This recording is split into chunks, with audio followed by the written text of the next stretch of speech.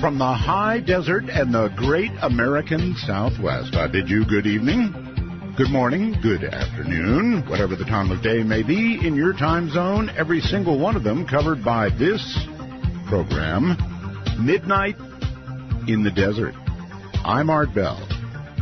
All right, so the rules of the show are really simple, no bad language, and only one call per show, and that's all the rules we have. A big thank you, as always, to Telos, Joe Talbot. Thank you for the great sound. Keith Rowland, my webmaster. Heather Wade, my producer. She's been working really hard. Stream Guys, LV.net. Sales with Pete Eberhardt. TuneIn Radio, Leo Ashcraft, and Down Under Jazzmunda. All right, so it's a pretty big deal, and let me tell you what's going on. Let me explain best I can. We have had now for the last 2 months an outstandingly excellent Internet radio program. Yes, we're on about 20 affiliates or 22 or 3, I don't know how many now. But we are ready to go kaboom. Now, we're about to engage XDS on October 1st. This is a big deal, and you say, well, what's XDS? XDS is the satellite receiver that about 4,000 radio stations, or just about, have sitting already in their radio stations, satellite downlink receiver. And what we're going to do is we're going to feed XDS our Internet stereo signal, our excellent stereo signal, I might add, and they will then send it up to satellite and down to radio stations. So up until this point, we have been just an excellent Internet show with some very progressive stations already taking the show, as you know. Well, this will exponentially increase the possibility of broadcast stations taking the program. And therefore, I would ask all of you, go get a pencil and paper and jot this down so you don't forget it. Tomorrow, the next day, or the next week, but tomorrow would be good because you'll forget it otherwise, call your local radio station and tell that they'll know what XDS is. That's X-ray Delta Sugar. They'll know what XDS is, so call up the local manager and tell them, guess what? Art Bell is back, and you can have him at the flip of a switch beginning October 1st. So if you would do that, it would be really, really wonderful, and we're about to sort of, well, go to the next level, frankly.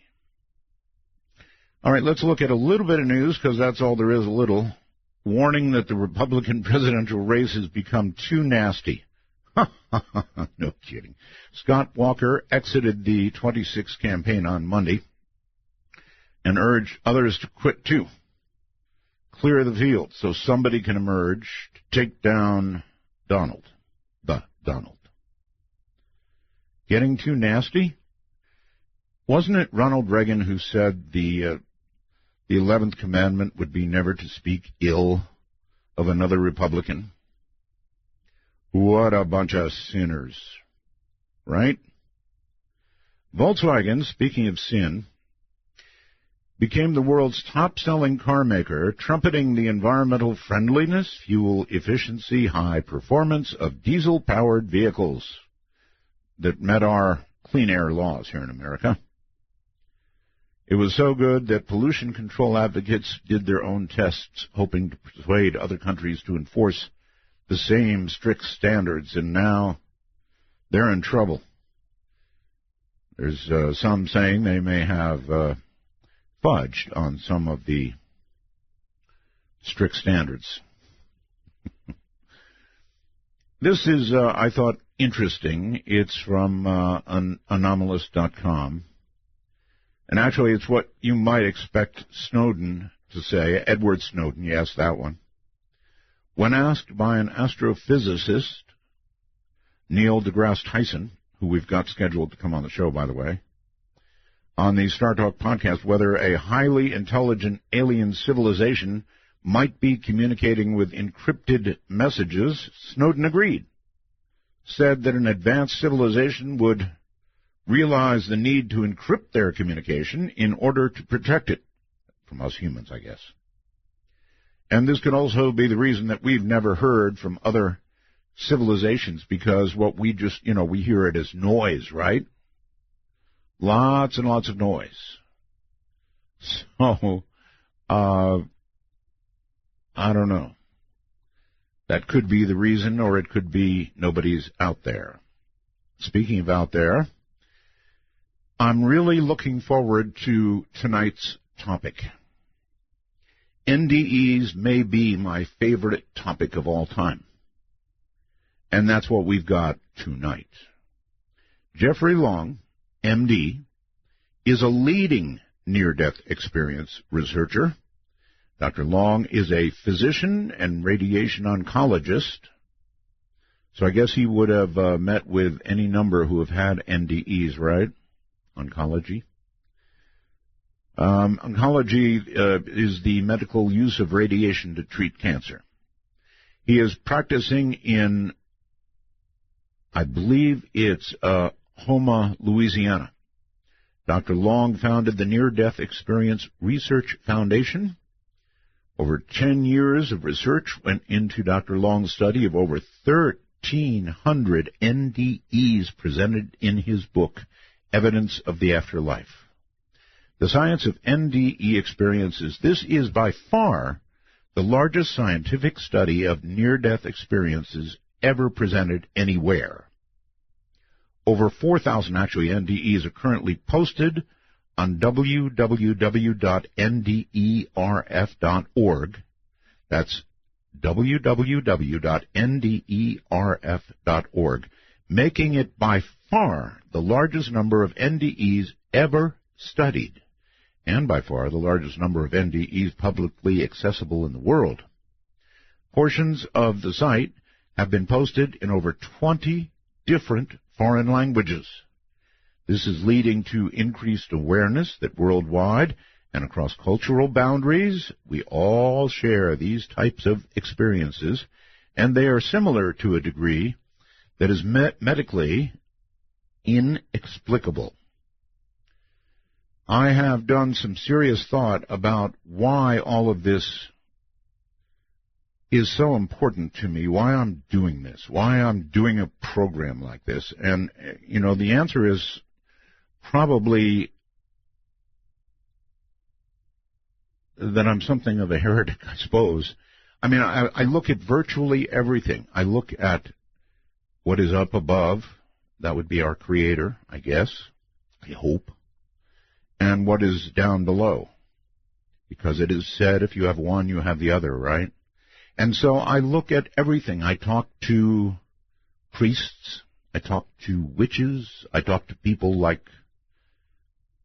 the doctor we're going to have on tonight. I talk to anybody who can possibly help answer the question, which is the most important, whether it's ghosts, it doesn't matter. It's weird creatures, proof of the paranormal, anything that proves that we are more than our physical, material presence. I gave this a lot of thought last night. I thought, well, to some, I'm certainly going to appear heretic, right? Heretic. And at times, I suppose, somewhat godly, but all over the place. That's what this program does. It doesn't limit examination of anything. And so be it. Coming up in just a moment, Dr. Long, Jeffrey Long, with behind him 4,000 logged NDEs. I'm looking forward to this one. I hope you are too. The evidence has got to be out there. It's just a matter of getting to it. From the high desert, this is Midnight in the Desert.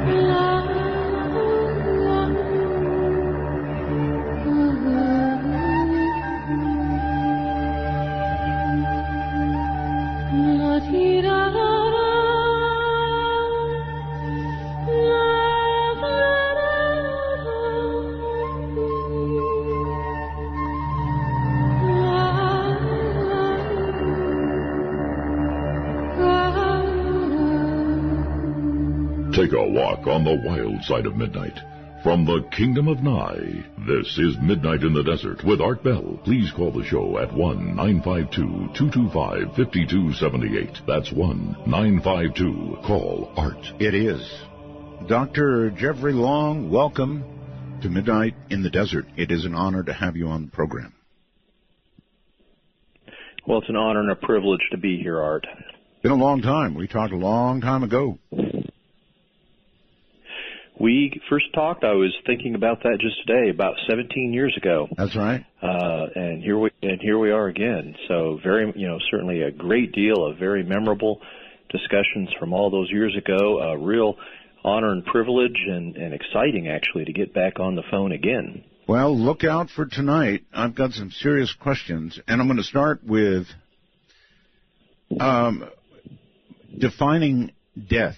Can we do that? Because I know NDE, I know what an NDE is, and it can be under various circumstances of physical distress.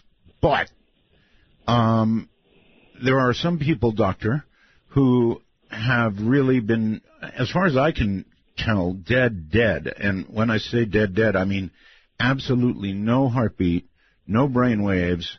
The blood has been drained from their body, and their body has been cooled, I guess, to preserve the meat, as it were, but they've been brought back to life. And if that's not dead, then how do we what is the definition of really dead?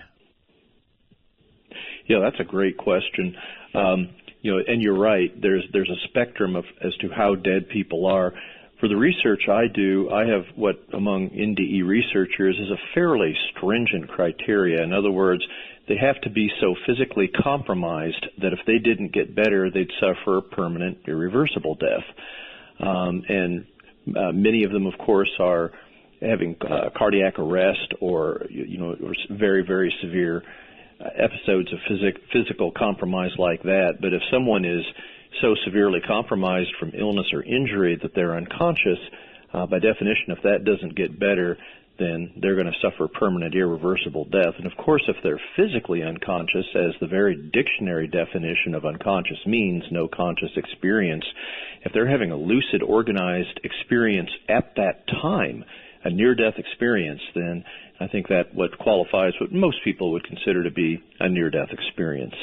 I think it does, but what I'm asking is, if somebody is really dead, the way I think her name was Pam, when she was taken Pam Reynolds, Reynolds, yes, that's right. I interviewed her, and it was an amazing interview, by the way. One of the best NDEs I've ever heard. Amazing. Anyway, I can't imagine anybody being more dead than that. Can you? Actually, I can. We have Art, I hope you're sitting down when you hear this, but we actually have a small series of people that have shared their near-death experience that were actually on their way or actually in a morgue. These are people that were not only declared dead, but had the toe tag and were, literally getting prepared for the final burial process. So that's about as dead gets.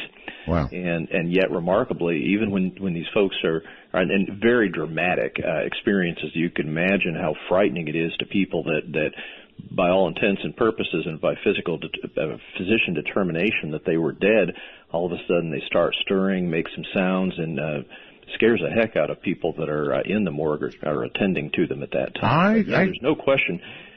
Yeah, I can imagine, Doctor, that's correct. It would scare the hell out of them. However, still, brain waves at that point are not being measured. Heartbeat is not, well, presumably it was measured before the toe tag went on and they went into the cooler.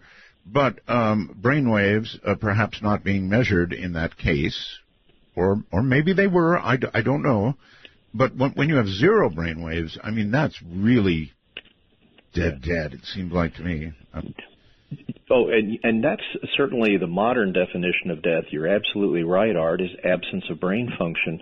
And that's why I'm especially interested in near-death experiences that occur under apparent adequate general anesthesia. Now, under that blanket of sleep, there's been some careful EEG, if you will, electroencephalogram measurements of people that are under general anesthesia, and there's a dissociation of brain electrical activity. I mean, it's a mishmash of residual electrical activity, and there's just no chance that you could have medically explicable conscious experiences at that time. And yet, as part of my research, we now have scores of people that had, while under general anesthesia, very typical and often very detailed near-death experiences.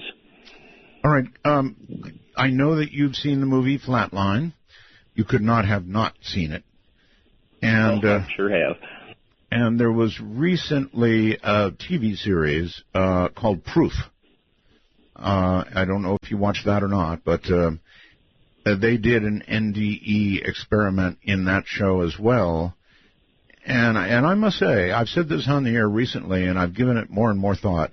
If I had, especially at my age, if I had a medical team, doctor, and all the right stuff on hand, I think I would be willing to do a flatline experiment just to see. That's how much I want to know. Wow, I mean, your curiosity is enormous there. I mean, to the point you'd be willing to get yourself into a life-threatening event. And that, I mean, that speaks volumes. That speaks both your interest and the interest of so many other people. And, of course, speaking from it medically as a physician, it would be, of course, unethical to do that. And I think it would be difficult and probably impossible to find any physicians that would be willing to do that. I mean, heck, you'd lose your license if you did that. So, you know. Well, if it didn't work out and it was found out, yes. But if there's any a doctor listening out there willing to do it, you know how to get a hold of me. If that comes about, Art, I'd be delighted to hear about it. I'm sure you would. That would be fascinating. But still would encourage, you know, if there's anybody out there that considers personally flatlining themselves, you know, i.e. as in a suicide attempt, strongly encourage everybody to, do something completely different, just pure science there. Right. So let me ask you before we proceed, are you aware on the down low, without giving me names or places or anything else, of anybody else who has flatlined intentionally? And had it studied? That's a great question, because you hear from people all over the world. To the best of my knowledge, that's not been reported. Not in my. No, I didn't say reported. I asked if you had sort of heard of anything on the down low. On the down low? Yes. I have not, and I'm thinking, searching my memory banks here.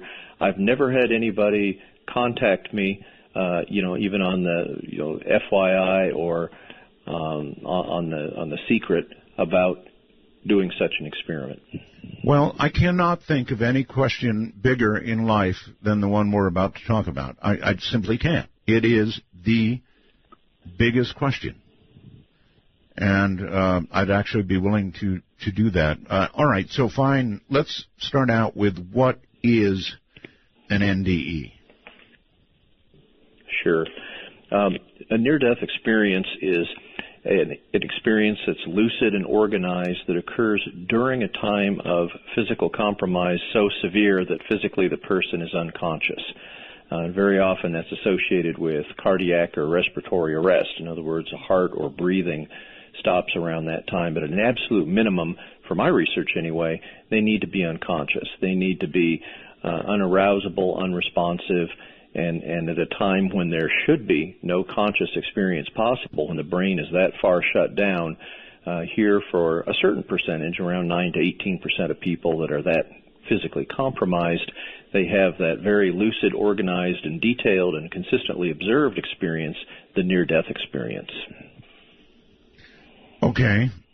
I guess if I were a colleague of yours, or a doctor myself, I might say something like, "Oh, come on, Dr. Long, I think you and I both know that the brain begins to do all kinds of things during the process of death, and that these things that are seen, even though they're similar, inexplicably similar among almost all people, are explainable by the brain doing what it does as it begins to die. It protects you, it gives you nice thoughts, it whatever." Right? Yeah, and Oh, absolutely, and that's something that I've also considered for hours and hours. When we, and both me and other near-death experience researchers, really have all come to the conclusion that when you study the brain that approaches unconsciousness, the closer and closer you get to unconsciousness, the more absent, diminished, hallucinatory, unreal thoughts become. And as you just reach that threshold of unconsciousness, you've really got no organized, stable thinking. I mean, certainly many or most of the listeners have run into this too at some time in their life, sort of like falling asleep. I mean, the closer you get to sleep, the less and less you're thinking and the less organized your memories or ability to reason are. And yet, as you progress all the way fully to unconsciousness at this time that your brain, by all medical measurements or measurements of anybody else, seems to be not functioning at all. And you're not processing information, not hearing, seeing, not aware, not feeling. Right at that moment, here are people that is having not only a conscious experience, but in my survey, 75% of the people have more consciousness and alertness than their normal, earthly, everyday life. And that art's medically inexplicable. That shouldn't be happening when by all medical appearances the person's unconscious. Okay. Doctor, I have noticed, in later years, that as I'm falling asleep, in the process of falling asleep, I begin to have these disorganized, interesting thoughts. In other words, no matter what I was thinking about as I was trying to fall asleep, when it actually began, I did begin having a series of, and a couple times I've, awakened at that point, and I said, wow, that's interesting. Why was I thinking about that? Yeah, and that's a good point. And that's certainly an experience we've all shared. But by the time you enter a full dream, dreams are, as is generally known by people that dream in general, they jump around. Experiences aren't in continuity like they are in near-death experiences. There's often hallucinatory, blatantly unreal content of these dreams or when you're approaching the dream state, and we just don't observe that in near-death experiences. And in fact, Art, all those years ago when we were talking on the radio, and I did the very earliest survey I did of near-death experiencers, I asked the key question, was your experience dreamlike in any way? And that was a question deliberately worded for people to answer in the affirmative, yes, if they had any aspect of their near-death experience that was related in any way to dreams that they were so familiar with. Right. And I got such a resounding no response to that. I mean, people not only were basically telling me no, it wasn't dreamlike, but Dr. Long, hell no. I mean, not even close, no way. And in fact, the response was so emphatically no to that question, I dropped it in later surveys. It almost seemed to be, like near-death experiencers were almost insulted to think that this highly lucid, organized near-death experience was related in any way to dreams that your listeners and everybody else generally has a lot of familiarity with. But near-death experiences are very, very different types of conscious experiences than dreams or approaching dreams or waking up from dreams, Art. Yes, sir. All right. I've got to ask this. As an oncologist, you would deal with a number of people in very dire medical circumstances, obviously with cancer, and a certain number of those would pass away. And so it's an obvious question to ask you, if you began all of this from some experience you had in your personal practice? Yeah, that's a great question. My interest in near-death experiences actually began about over 20 years ago when I was in my residency training in radiation oncology. And I was going through one of the most prestigious medical journals in the world, the Journal of the American Medical Association, right, looking for a cancer-related article, and completely by accident, I came across an article that had the term near-death experience in it.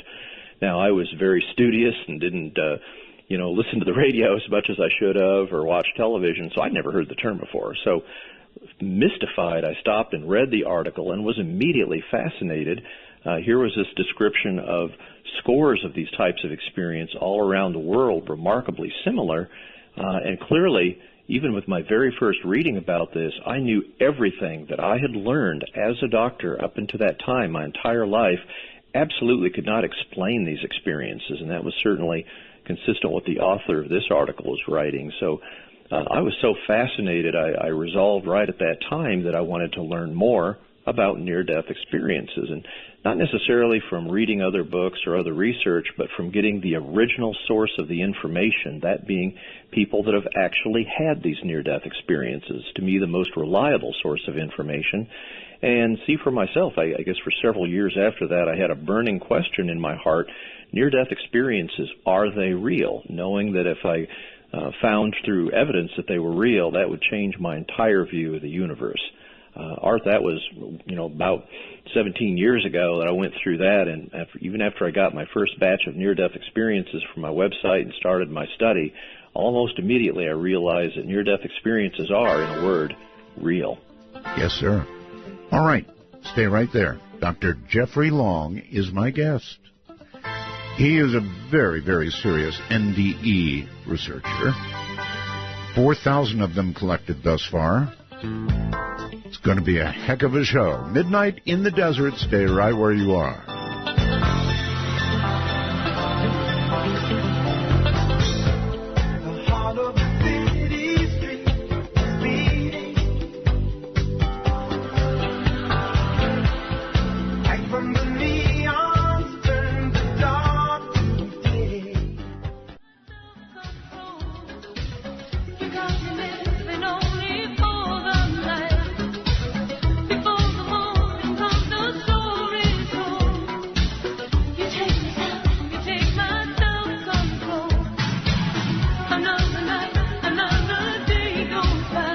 Darkest time between dusk and dawn. From the high desert, it's Art Bell's Midnight in the Desert. Now, here's Art. It's always somewhere midnight. When we're on the air, it's midnight somewhere across the nation. It is literally sweeping across the country. Kind of cool, actually. Dr. Jeffrey Long is my guest. He is an NDE researcher, probably the premier NDE researcher, with this many 4,000 cases logged. I would say the premier researcher, and so lots of very important questions for him. And one of them is people seem to report virtually the same thing. They well, you're going to be able to tell me that, but I mean they see relatives. They certainly see a white light. But the big question, really a big one, is when people nearly die and have some sort of experience or no experience, the question is how many do have it? How many have an NDE? It's actually a relatively, I think, small number, isn't it? Yeah, you're right, Art. At the time of a life-threatening event, including a cardiac arrest, only about 9 to 18% of people will have a near-death experience, and it's like all or nothing. You either have a full-blown near-death experience, often with all the great detail and imagery that can occur, or you have absolutely nothing. I mean, you're literally a blank slate until consciousness returns. I've got this long story from an atheist, and the bottom line to it, without reading it to you, is he experienced absolutely nothing. And he was quite pleased about that, actually. And I wonder if that indicates to you that he's just a victim of statistics, or he got what he believed he would get. Well, actually, having no conscious memory at the time of a life-threatening event is what happens to between, as we said, 91 to 82% of people that nearly die, that have that close brush with death. So that's not at all unusual to me. We don't absolutely know why some people have a near-death experience and why some don't. Religious belief, or even lack of religious belief, doesn't seem to affect the probability of whether an NDE will occur or not, or what the content of a near-death experience will be if it does. We have a series of near-death experiences from atheists, people that, unlike the gentleman you quoted, actually was an atheist, had a life-threatening event, and had a full-blown near-death experience. Almost none of them remained atheists after their near-death experience, of course. Wow. Okay. Is there any sense to be made, as you look across the country and look across the world, of demographics, in other words, age, where people are located, the culture they're in, their religious background, time in history, anything like that?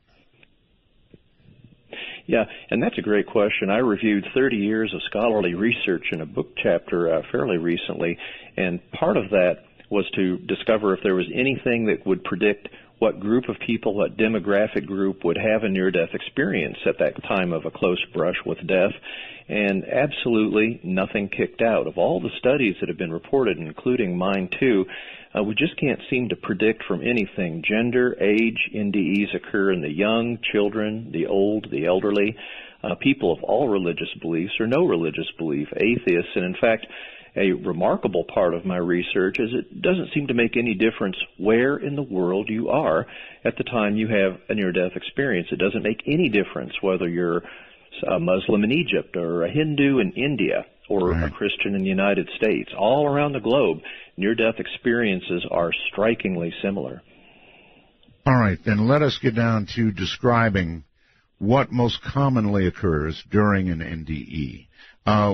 They are pretty common. This is one area where you run into a lot of common stories, right? Oh, absolutely.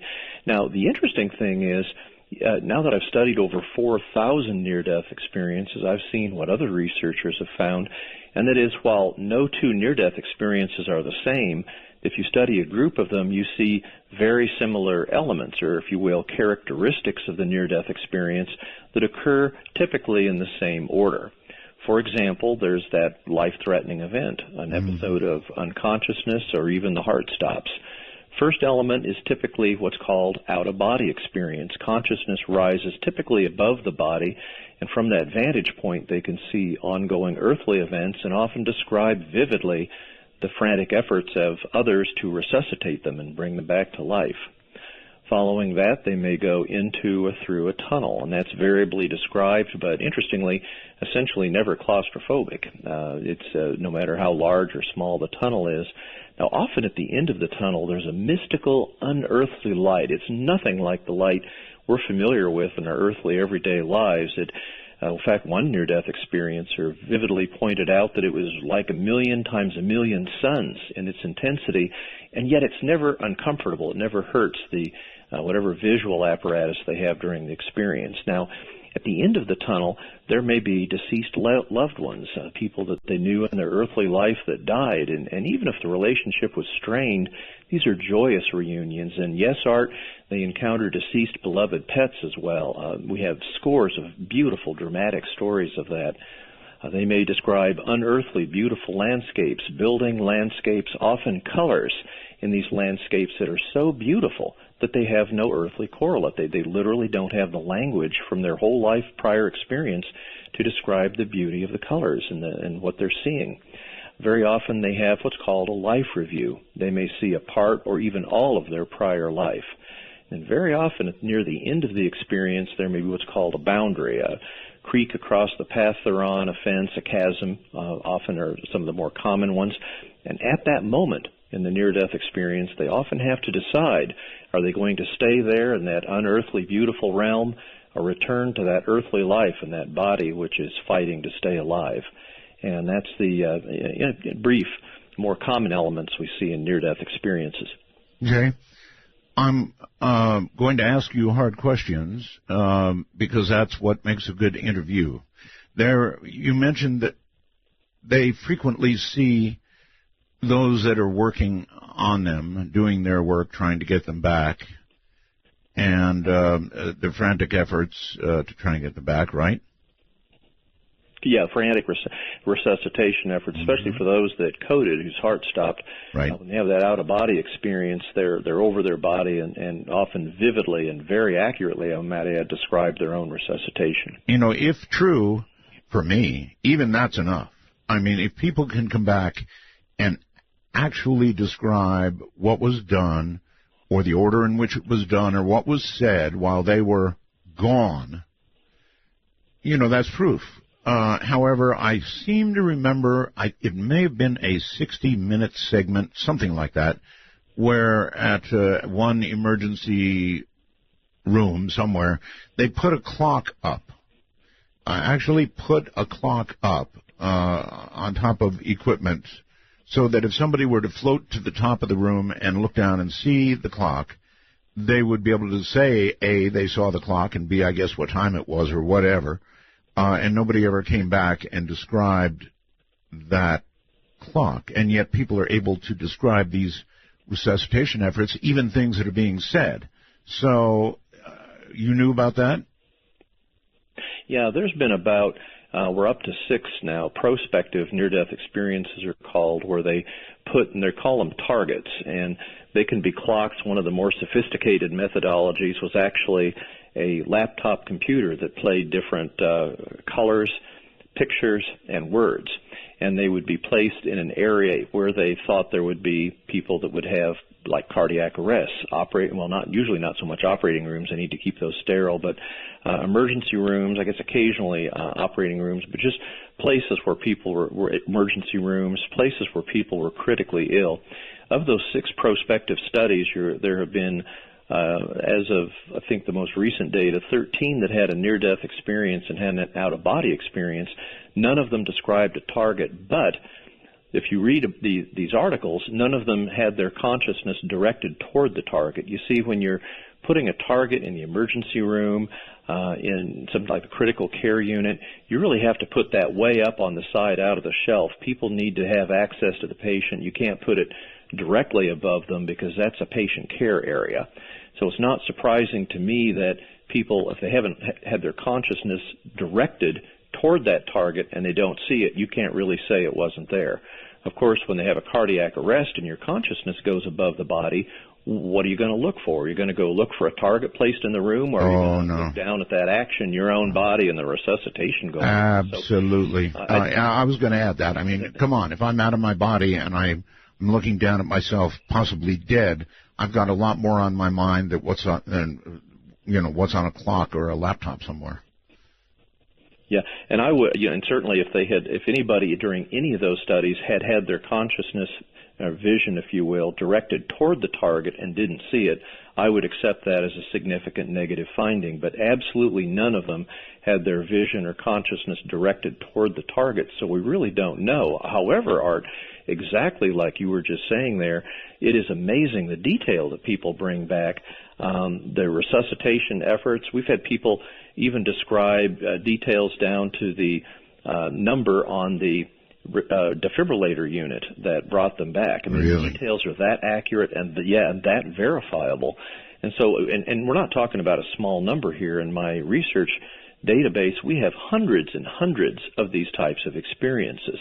And part of my research is to go through all these experiences and see, were they wrong? How often were they wrong? Did they miss? Was they describing something that was hallucinatory that didn't happen? Mm-hmm. And that's only a few percent, a very, very small percentage that describes something that did not actually seem to really happen. So for virtually everybody that has a near-death experience, what they're seeing and what they're hearing in the out-of-body state, when they come back and describe it and often go back and verify it later, it's accurate down to the finest details. And I might add, not only is it observations over their physical body, but we have dozens and dozens of near-death experiences where they're describing events geographically far from their earthly body. For example, they code in the operating room. Yeah, their heart stops in the operating room, and their consciousness may drift outside of the operating room and actually go. We've had people describe what's being said and done in the nursing station at that very moment, in the hospital cafeteria where their friends and family are anxiously awaiting results of the surgery.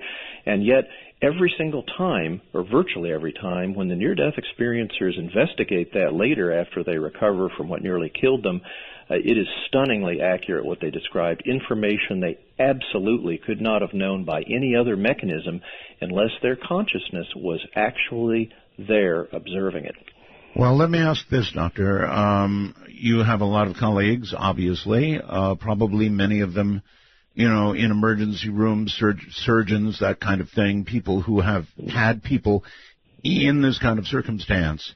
I'm sure many times, either to them or to the nurses attending them, these people come back and they're very talkative about what they experienced. Now, is it medical training that causes them to somehow dismiss what they're hearing, or are you aware that some of your colleagues have slowly become very interested in what they're hearing? That's a great question. You know, when I started my research 17 years ago, it was typical that if the person who had a near-death experience returned to consciousness, returned to life, and started sharing it with the medical staff, most of the time they would seem to be rejected, ignored, belittled even, and it was just frightening. Now, the good news, Art, is that this is a whole different era. In the modern era today, where near-death experience is so widely known, the healthcare team now generally has one or usually more people that are aware of near-death experiences, that know these happen and can embrace them for what they really are, and that was very real, lucid, organized experiences. So as a result of that, now more than ever, when people are sharing with their healthcare team, they're open, they're receptive, they're interested, they often have other people, and in fact, now more than ever, people that have nearly died will be asked very directly by their health team members, well, did you have an experience? Did anything happen? Really? When you were gone from us? And so, yeah, actually seeking it out, and that's exciting, because that was simply, I mean, how a generation changes things in terms of healthcare attitude toward near-death experiences. And it takes a lot of courage to share a near-death experience. I mean, think about it from their perspective. They nearly died. Can you imagine what's on their mind as they slowly come to recovery from nearly death? Sure. And yet to have the courage at that point in time, you know, where they may be suffering, miserable, hurting, and in pain, and yet to be so convinced that their experience was significant and important in spite of all that on their mind and all they may be suffering, to go out of their way to share that with the healthcare team is absolutely amazing and courageous. And now more than ever, we're getting more and more accounts like that. And that's really, I think, probably nothing changes the healthcare team's attitude more than actually hearing these accounts from the people that had them. They know darn good and well that they were unconscious or clinically dead, and yet here are these people describing what the healthcare team was doing, saying, thinking, even if they were down the hall and far out of their room. And it doesn't take too much of that to make believers out of an unbelieving healthcare team. Okay. Let me try this question. It seems to me that physicians, in their very, very long school and training and on-the-job training, are almost, now I have to be careful here, I guess, almost trained away from God. Is that a fair or unfair crack? You know, I think that medicine is a very powerful, medical training, but it's not an education. You don't really have that breadth of understanding. You don't learn in medical school or in your training about very important, very real issues like God. I mean, you sort of come away thinking that all that we are, all that we think, all that we could ever be is defined by biological functions, physiological processes, chemical synapses in neurons of the brain. And so much of your training leaves me and certainly I think virtually every other physician sort of with that wow feeling. All we are is an amazing biological being, and yet you don't really understand that. You don't have that depth of training. You don't have that depth of openness in medical school training, that there is so much more to our life, so much more that we are than physical bodies. I mean, you're sitting here, all your training is focused on us being the physical, and yet my near-death experience suggests with powerful evidence that we are far, far more than our physical beings, than our physical presence. Okay, well, that's kind of an answer from you, but I'm not sure it's an overall answer. In other words, physicians are trained in hard science, biology, everything about the human body, and most scientists, and I've interviewed many, many scientists, Doctor, I would say are not believers in God, to be frank. And yeah, and I think surveys have shown that too. And I think and that's interesting. But you are correct, and not only from your I can imagine how many enormous number of scientists you've interviewed. Yes, and certainly other surveys, are consistent with that. That I think maybe people just sort of get so focused on the body and the physical self and how things can go wrong with the body and how they need to fix it, that in some real way, in my opinion, they're overlooking the very big picture, and that is there is more. There's a bigger picture. There's that vast afterlife, and there is an organization and order to that afterlife, and I firmly believe as part of that afterlife there is God. Well, a lot of surgeons come out of the operating room just having done something quite miraculous, I'm sure, with the feeling that God didn't do that, I did. You know, that person is right. Yeah. We do have some physicians with a God complex. Run across that more than a few times in my life. Oh, good grief. Yes. And I think there's a lot of truth to that. And my path has been very different. In doing radiation oncology, I believe God is the great healer on the side of physicians that will let God be that presence. I appreciate that. Hold on, Doctor. We'll be right back. This is Midnight in the Desert. Dr. Jeffrey Long. Did you see the lights as they fell all around you? Did you hear the music of serenade from the stars? Only you believe in miracles, so would I. Only you believe like I believe, like I believe. We get by. Midnight in the Desert is a wild trip across the Dazed Divisor. Get your ticket to ride by calling 1-952. Call ART. That's 1-952-225-5278. Can any of you out there think of anything more important in terms of a question that we're discussing tonight? I certainly cannot.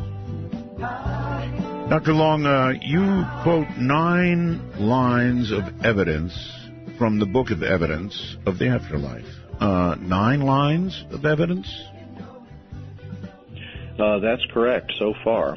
And research continuing to show even more. So these are all, and you're right, these are lines of evidence from my research that all converge on showing the reality of near-death experiences and its consistent message of an afterlife. Do you want to rattle them off or just discuss some of them? I mean, can you sort of anything that claims to be evidence? Go right ahead. Yeah. Okay. Sure. We'll rattle them off here. If it's taking too long, jump right in. No. But, this is long-form radio. Oh, okay. Well, certainly crystal clear consciousness occurs during near-death experiences. Now, Art, if you consider what happens during a cardiac arrest, when the heart stops, of course, immediately when the heart stops beating, blood stops flowing to the brain. Right. 10 to 20 seconds after the blood stops flowing to the brain, the electroencephalogram, or EEG, which is a measure of brain electrical activity, goes absolutely flat.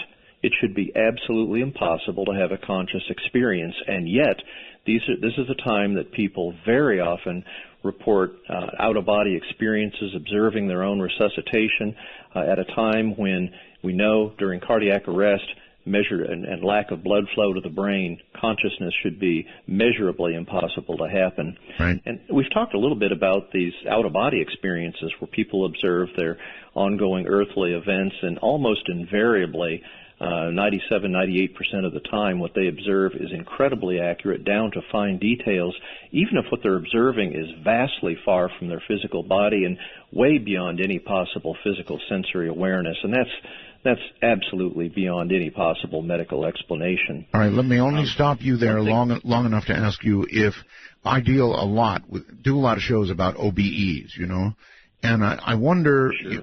if OBEs are pretty much the same when you have them in good health as when you have them near the end. I think they are, and I think that what makes them overlaps, what makes them similar, is they're describing realistic observations that are medically inexplicable. I think that's the critical overlap, and that's why they're so important to consider both of them together. Okay. But no question about that. I think there's a lot of similarity there, and that's what makes actually the study of both near-death experiences and OBEs not associated with NDEs so exciting. They are. So I'm sure we'll have more on that in future shows, and that'll be exciting. Certainly, we haven't gotten into this, but people, the blind, including those born totally blind, have described highly visual near-death experiences. We have some case reports of those. For someone born totally blind, Art, vision is unknown and unknowable and cannot be described in terms of the remaining four senses. I've tried that with someone born totally blind that had a visual NDE, and it's amazing. So that is certainly there. All right, I'm sorry, I don't mean to keep stopping you, but I'm curious. If somebody born blind has an NDE, in what way do they describe their experience that differs from those who have sight, if at all? Certainly. Yeah, that's a great question. Those born totally blind don't know vision. So the one I'm thinking about that I interviewed is Vicky is her name. In her age 22, she had a severe auto accident, and she was being driven home from a singing engagement. She was a professional singer, right, and had a bad auto accident by an intoxicated driver. But for the first time in her life that she saw herself, her consciousness was above her body in the emergency room, and she saw a body on the gurney down below, and it literally didn't register. She didn't understand who it was. And here's where it gets interesting. She didn't even know what she was seeing. Vision was so new to her until she correlated her sense of touch of her long hair and, interestingly, the pattern on a ring that her father had given her. Only when she correlated what she was seeing with vision for the first time in her life with those prior sensory awarenesses, then she realized that was her. What's also interesting is that vision was so unfamiliar to Vicky that she was terrified. This was outside of anything that she thought could ever happen to her, and it was very frightening. With Vicky, this is interesting. Many near-death experiencers describe vision that's 360 degree, and that's technically a two-dimensional term. It's actually spherical. They simultaneously see, register, interpret, and understand visual things above them, below them, right, left, forward, and backward, all simultaneously. Now, that was Vicky, the blind from birth lady's experience, and in fact, even talking with her at length, she simply cannot understand why all the rest of us living our earthly life have, if you will, pie-shaped visions, why we don't see spherically. Because from her life experience, that's all there is. And she just, I think she literally, thought I was kidding when I told her we had a narrow field of vision. That is absolutely astounding. Do other NDE experiencers with sight report the same 360-degree vista? Oh, it's uncommon, but I have dozens and dozens of them altogether. That's not at all rare, Art. And again, it's that same kind of 360-degree vision. It's literally, you have to put yourself in their shoes. It's like our regular pie-shaped fields. You can sort of assimilate everything going on in front of you because you can see it. But imagine these people with spherical vision. They're just as you're understanding and aware of what's in front of you, they're understanding and aware of what's behind them, left, right, up, down, all crystal clear, perfect vision, and all understanding it just as we would vision that lies in front of us. And that's, of course, typically not during the out-of-body experience. This is much more commonly, in fact, almost uniformly observed when they're in these unearthly realms. But this is just one of the myriad of examples from near-death experiences. Sensory awareness is typically vastly different from what we know during our earthly life. And you can imagine, how often have you had a dream where you had spherical vision? Well, if you're like me, never. So this is just one more example of how people are having content during their near-death experiences that is absolutely, literally unimaginable to the near-death experiencer until they absolutely had the experience and experienced it firsthand. So the story of Vicky's story is absolutely astounding, and I wonder how you felt as you listened to that. I was just blown away. Even after listening to an enormous number of near-death experiences, each new near-death experience I hear is, always fascinating to me, interesting, and sort of like, one more gemstone out of a collection of gemstones that we have in my research database. And so, but especially with Vicky, just to literally with her glasses on, and you could just tell, she had no vision. I'm a doctor, and I know blind, and she's, of course, totally blind. And here she is describing things like so many other near-death experiencers, seeing deceased beings, light, things that she were outside of her experience. I mean, it's always fascinating to talk to people in person, especially Vicki, and just hear that ongoing sense of awe and fascination and wonder in their voice as they recount their experience again. I mean, every instinct I have as a researcher is, wow, that's real off the scale when people share like that. I agree with you, off the scale. Please continue. Anyway, there are 9 of them, I guess. Sure. Yep. We got another one, as we talked about this briefly before, is near-death experiences under general anesthesia. During general anesthesia, you're not just unconscious, you're comatose. I mean, you can literally perform huge bodily surgery without you feeling it and never having any sensory awareness at all. And yet, due to either complications of the surgery or the anesthesia or the pre-existing illness or injury that led to the surgery, I'll bet I have probably around 100 near-death experiences at this point that occurred under general anesthesia. And remarkably, they have the same elements, the same type of experience. And a key survey question that I ask in my survey is about their level of consciousness and alertness during the experience. Right. Now, surely, Art, if that anesthesia modified their consciousness at all, you would expect them to have less consciousness and alertness than people that had near-death experiences that was caused by other things. Right. And remarkably, in response to that survey question, the people that had near-death experiences under general anesthesia had exactly the same amount of consciousness and alertness during their experience as all other near-death experiencers.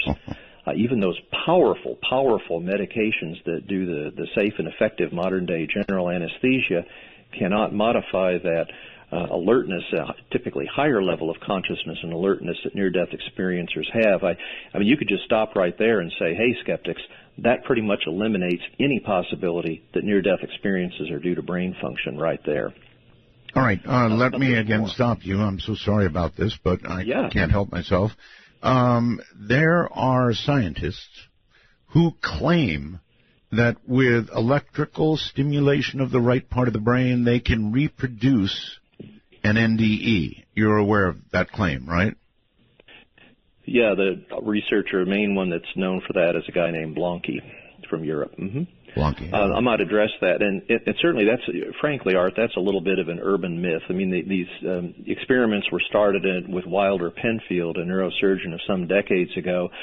One thing that amazingly was reported relatively recently in a prominent journal was there was you actually stimulate the part of the brain while the people are awake. Now that sounds like it would hurt it. It doesn't. No. Because the brain has no pain senses. And right. in fact, because the brain has no sensory pain fibers, you can do these types of things, and they actually can map the source in the brain where they're having seizures. So they can try to treat seizures in certain patients. So that's why a common medical indication for stimulating the brain electrically. But this isn't that rare of a procedure, and out of the vast number of people that have had this procedure, there was only one relatively recent case report where the person sort of had a sense that one of their legs rose up. I mean, it wasn't an out-of-body experience, or consciousness didn't separate from the body. But geez, Art, you've talked to so many people that have had near-death experiences. How many people describe, yep, my torso and arms stayed in place in my head, but by golly, my leg raised up? Nobody. I mean, yeah, no, me neither. I don't mean to be coming at you as a skeptic, Doctor. I'm just trying to challenge you. Oh, yeah. Because I'm on your side all the way, but I'm trying to throw you all the meat I can in terms of challenge. And actually, I greatly appreciate that, because lots of your listeners are going to be asking the same questions, because these studies have been widely, and I probably should have brought that up on my own, because it's such a common concern that people have. But this is nothing. I mean, like a legs raising up. I mean, even in out-of-body experiences, that's extraordinarily rare to non-existent. So what they were observing was undoubtedly some type of illusory thing.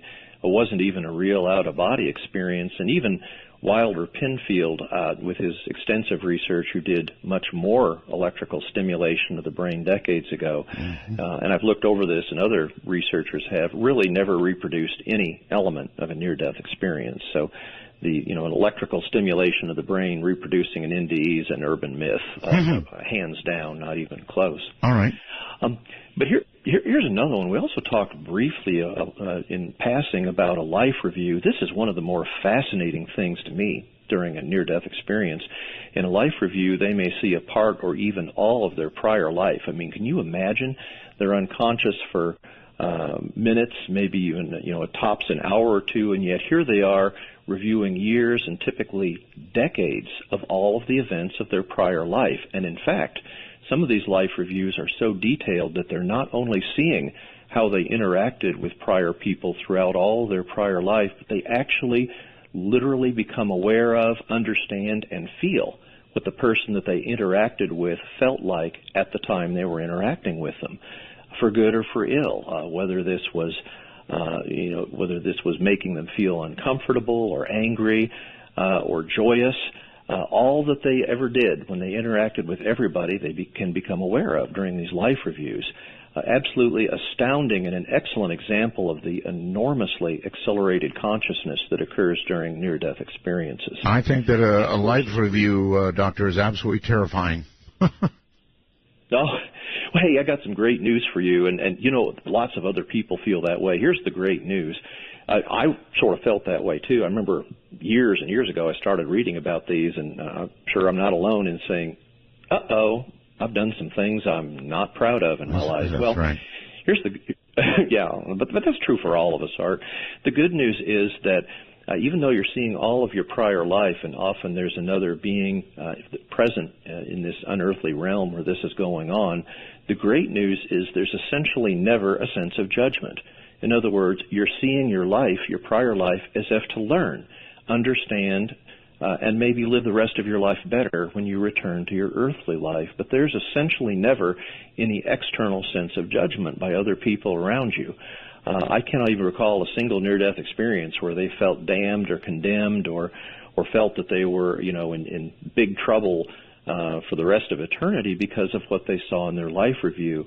And in fact, on the positive side, the life review can be among the most powerfully positive, transformative aspects of the near-death experience. I mean, people that have a life review come back often as changed people.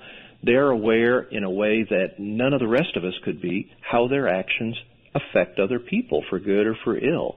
And you can imagine, if you've seen that, they're going to go out of their way more than ever for the rest of their life to treat other people lovingly, compassionately, because they've seen what their actions mean to others. Right. Well, in some ways, that seems unfair, Doctor. Hold tight. In other words, they've got a chance to see what they did. And by the way, judgment of oneself is probably more terrifying than, well, maybe not. Anyway, we'll be back.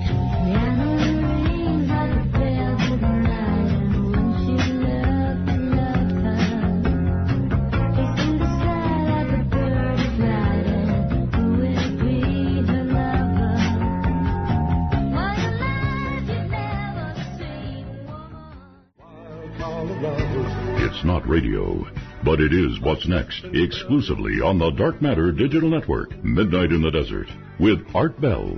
Now, here's Art. Played that to remind myself to ask about reincarnation, which I will. Not that I expect it's anything revealed by NDEs. It seems to me, Dr. Long, that judgment of oneself probably is going to be harsher than, I don't know, you'd expect from a fair and compassionate God. Judging yourself would be rough. Yeah, you know what? Oh, yeah, it is. I mean, very often people are mortified by what they see during their life review. I mean, I think so many of us, myself included, you live life and you don't even really stop to think about what you're doing or how you're interacting, right, how it affects other people. And when you see that vividly, no escaping it, all of it in its entirety, comprehensively throughout your prior life, and certainly, and especially when you're in this unearthly realm or this overwhelming sense of peace and love, it's horrifying to see how your life so vividly deviated from that love and that peace and that serenity that's so typical in the afterlife, and it's makes that perhaps all the more difficult to confront what you've done in all the years of your prior life. All right, a lot of people believe in reincarnation. Is there probably nothing in NDEs to suggest either way with respect to reincarnation, because it seems like it would be later in the full experience, so to speak. But I'll ask anyway. Yeah, well, you know what? That's a real good question. And in my most recent survey, we start to delve into questions like that. Gosh, great minds think alike, if I might flatter myself, Art. But I actually asked directly. The survey question I ask of near-death experiencers is, during your experience, did you encounter any specific information or awareness that you did or did not exist prior to this lifetime? Yes. Reincarnation, in other words, an existent. Well, this allows narrative responses, so all responses basically are in the answering affirmative. Yes, they did encounter during their NDE awareness that existed prior to this lifetime. And Art, a very surprising 27% answered yes. So only 7% uncertain. So there seems to be a fairly significant percentage of people that have near-death experiences that part of what they go through includes that awareness that we did exist, this lifetime is not the sole totality of our existence, that we had that past and apparently would likely have a future experience. So that's a very, this is certainly nothing I expected when I set up the survey question. So, and the narrative responses corroborate this too. You know, certainly many people describe some remarkable past lives remembrances. So interesting, near-death experience evidence now starting to point to some evidence that the reincarnation may be a reality too. Remarkable. All right, I get messages as I do the program. Radar Man has sent me one and says, please ask the doctor the following. During NDEs, in which the subject meets loved ones or people that they know, there are cases in which the people they met are currently alive, or are they always deceased at the time? Wow, great question, Radar Man. And I actually studied that formally as part of my research. The interesting thing is that any dream, hallucination, or any outside of near-death experiences, any altered consciousness involves encountering people that are alive at the time. I mean, if you have a dream or hallucination, you may recall, for example, the bank teller you did business that day with, a family member you said hi to before you headed to your bed and had your dream or what. But in near-death experiences, I've looked specifically, in another major research project looked at the same, and both of us found an identical conclusion, and that is only 4% of people in near-death experiences are alive at the time of the experience. 96% of the people are deceased, and that's just simply not something you'll find in any other altered human consciousness experience. All right. And what's even more interesting is we have a number of these near-death experiences that have been reported where they may encounter people during their near-death experience they thought that they were alive. And they only after they recover from their close brush with death, they realize that that person had died shortly before they had their near-death experience, and they didn't know it until they had their near-death experience and encountered the deceased. So, again, some remarkable evidence from that angle, too. Okay, again, through what we call the wormhole, Joe says, does he believe that one day we might develop the technology to travel at will in and out of the NDE realm? Wow, that's a great question, Joe. Yes, it is. And certainly what they describe in the afterlife realm is so technologically overwhelmingly advanced compared to what we have on Earth that it almost seems unimaginable. And yet I'm a great believer in the human spirit. I'm a great believer in all of us, slowly humanity moving toward that technological increased awareness. And I think it's distinctly possible that we may someday converge through technology or through human understanding or growth in a variety of ways globally, that we may end up potentially being aware of and potentially even interacting in a way we cannot even conceive of now with this overwhelming, blissful, loving, peaceful, what we call afterlife, which is perhaps another perspective as simply a part of the greater reality that we're just not often aware of. Do you ever feel, Doctor, that this is an area that we ought not be tampering in? In other words, this is an area reserved for, well, that great question of what comes next and we have no business inquiring into or tampering in this area? That is an awesome question.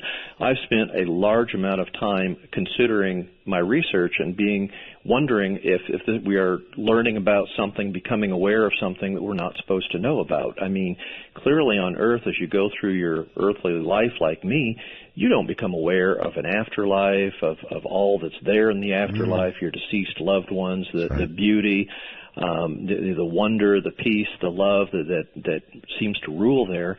And I've reflected on that. Is this really the right thing for me to be doing, to try to bridge that gap, to help people to understand that that's a reality and understand a little bit about the afterlife? And after a great deal of wrestling with that question, I've decided, yes, I think that really is the right thing. I think the afterlife is revealing itself in bits and pieces to us, more dramatically in near-death experiences, I think more subtly during the life experiences that probably each and every one of us has. And I think that's just part of the way things are in our earthly life. I mean, it seems to be, if you will, a part of humankind's meaning and purpose is to continue to grow closer to that source, that afterlife. So you're not worried, Doctor, where we came from, that when you get to the pearly gates, they're going to say, "Aha, Dr. Long, wrong floor. You want to punch sub-level 94." Just no, I think the universe is ruled by love. We're okay. Yeah, all right. Stay right there. This is Midnight in the Desert. I'm Art Bell.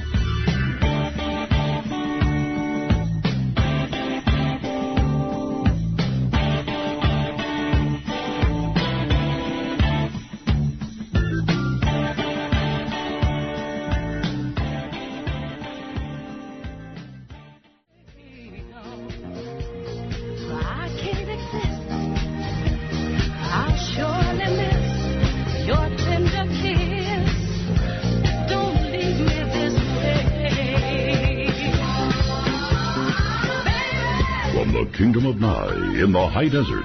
This is Midnight in the Desert with Art Bell. Please ring Art's bell at 1-952-225-5278. That's 1-952-CALL-ART. All right, let's rock and roll. I'm going to begin to open the lines, everybody. So here it is in brief form. The public number you're welcome to call, area code 1, and then area code 952-225-5278.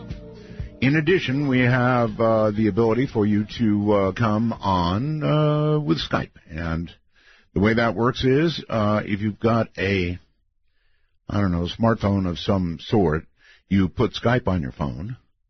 Then when you call, you can sound like $1 million. Actually, you can sound like you're right here in the studio. So by all means, download Skype onto your smartphone and then add us. That's all you have to do. We don't have to respond in any way. All you have to do is add us. That means the following. You go to the little plus sign on Skype, as in add a contact. And you put in, if you're in North America, MITD 51, as in Midnight in the Desert 51. That's North America, America and Canada.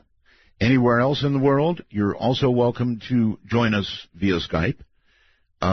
Take that same smartphone we just talked about and enter MITD 55. That's worldwide, MITD 55. And then we'll appear in your contact list. You can just punch it up and away you go. Once again, Dr. Long, welcome back. And yet another question from Mark through the wormhole to settle a debate. Can the chemical DMT account for an NDE, and what is DMT?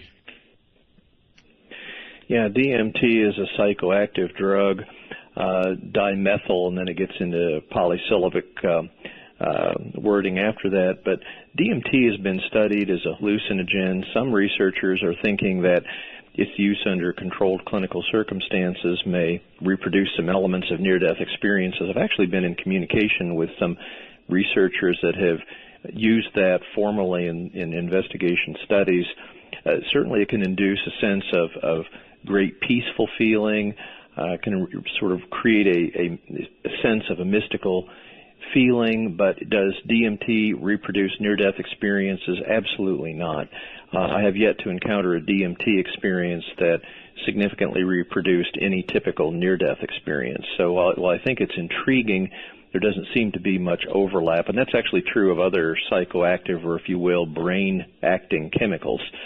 They can certainly create some superficialities that somewhat resemble a near-death experience, but no chemical can reproducibly cause anything like a near-death experience. Gotcha. Unless it causes clinical death. All right. Do you have any reports, and this is a big one, of negative NDEs?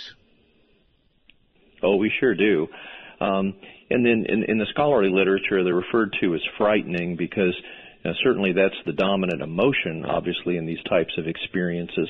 And I've actually investigated that myself. Out of the 4,000 near-death experiences I have, certainly there's a small percentage where there's a portion, much less, not all of the near-death experience, but a portion of it where the dominant emotion was fright, and that can be due to a wide variety of things, the unfamiliarity of the experience, etc. Of course. I think what most people are thinking about when they think about a negative or frightening experiences are experiences that are objectively frightening. In other words, they're literally in a hellish realm. Hellish experiences are, of course, objectively frightening.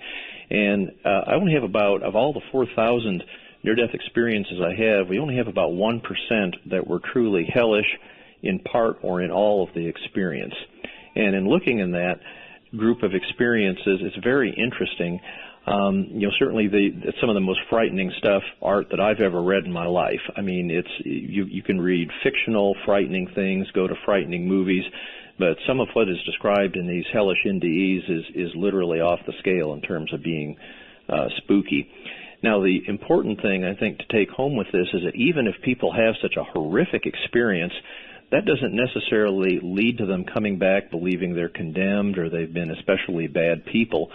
Very often people that have these types of experiences come back and say, ultimately, often months to years later after they've had a chance to learn from it, but many of these people come, if not most, come back and say, I needed an experience like that to learn some things, to let go of that anger, guilt, resentments, and really live the rest of my life with that much less of an issue than it was before the experience. I know. It doesn't seem fair, Doctor. It doesn't seem fair. In other words, some small portion of people get this experience and get to reshape their life and then presumably get a better outcome next time they exit.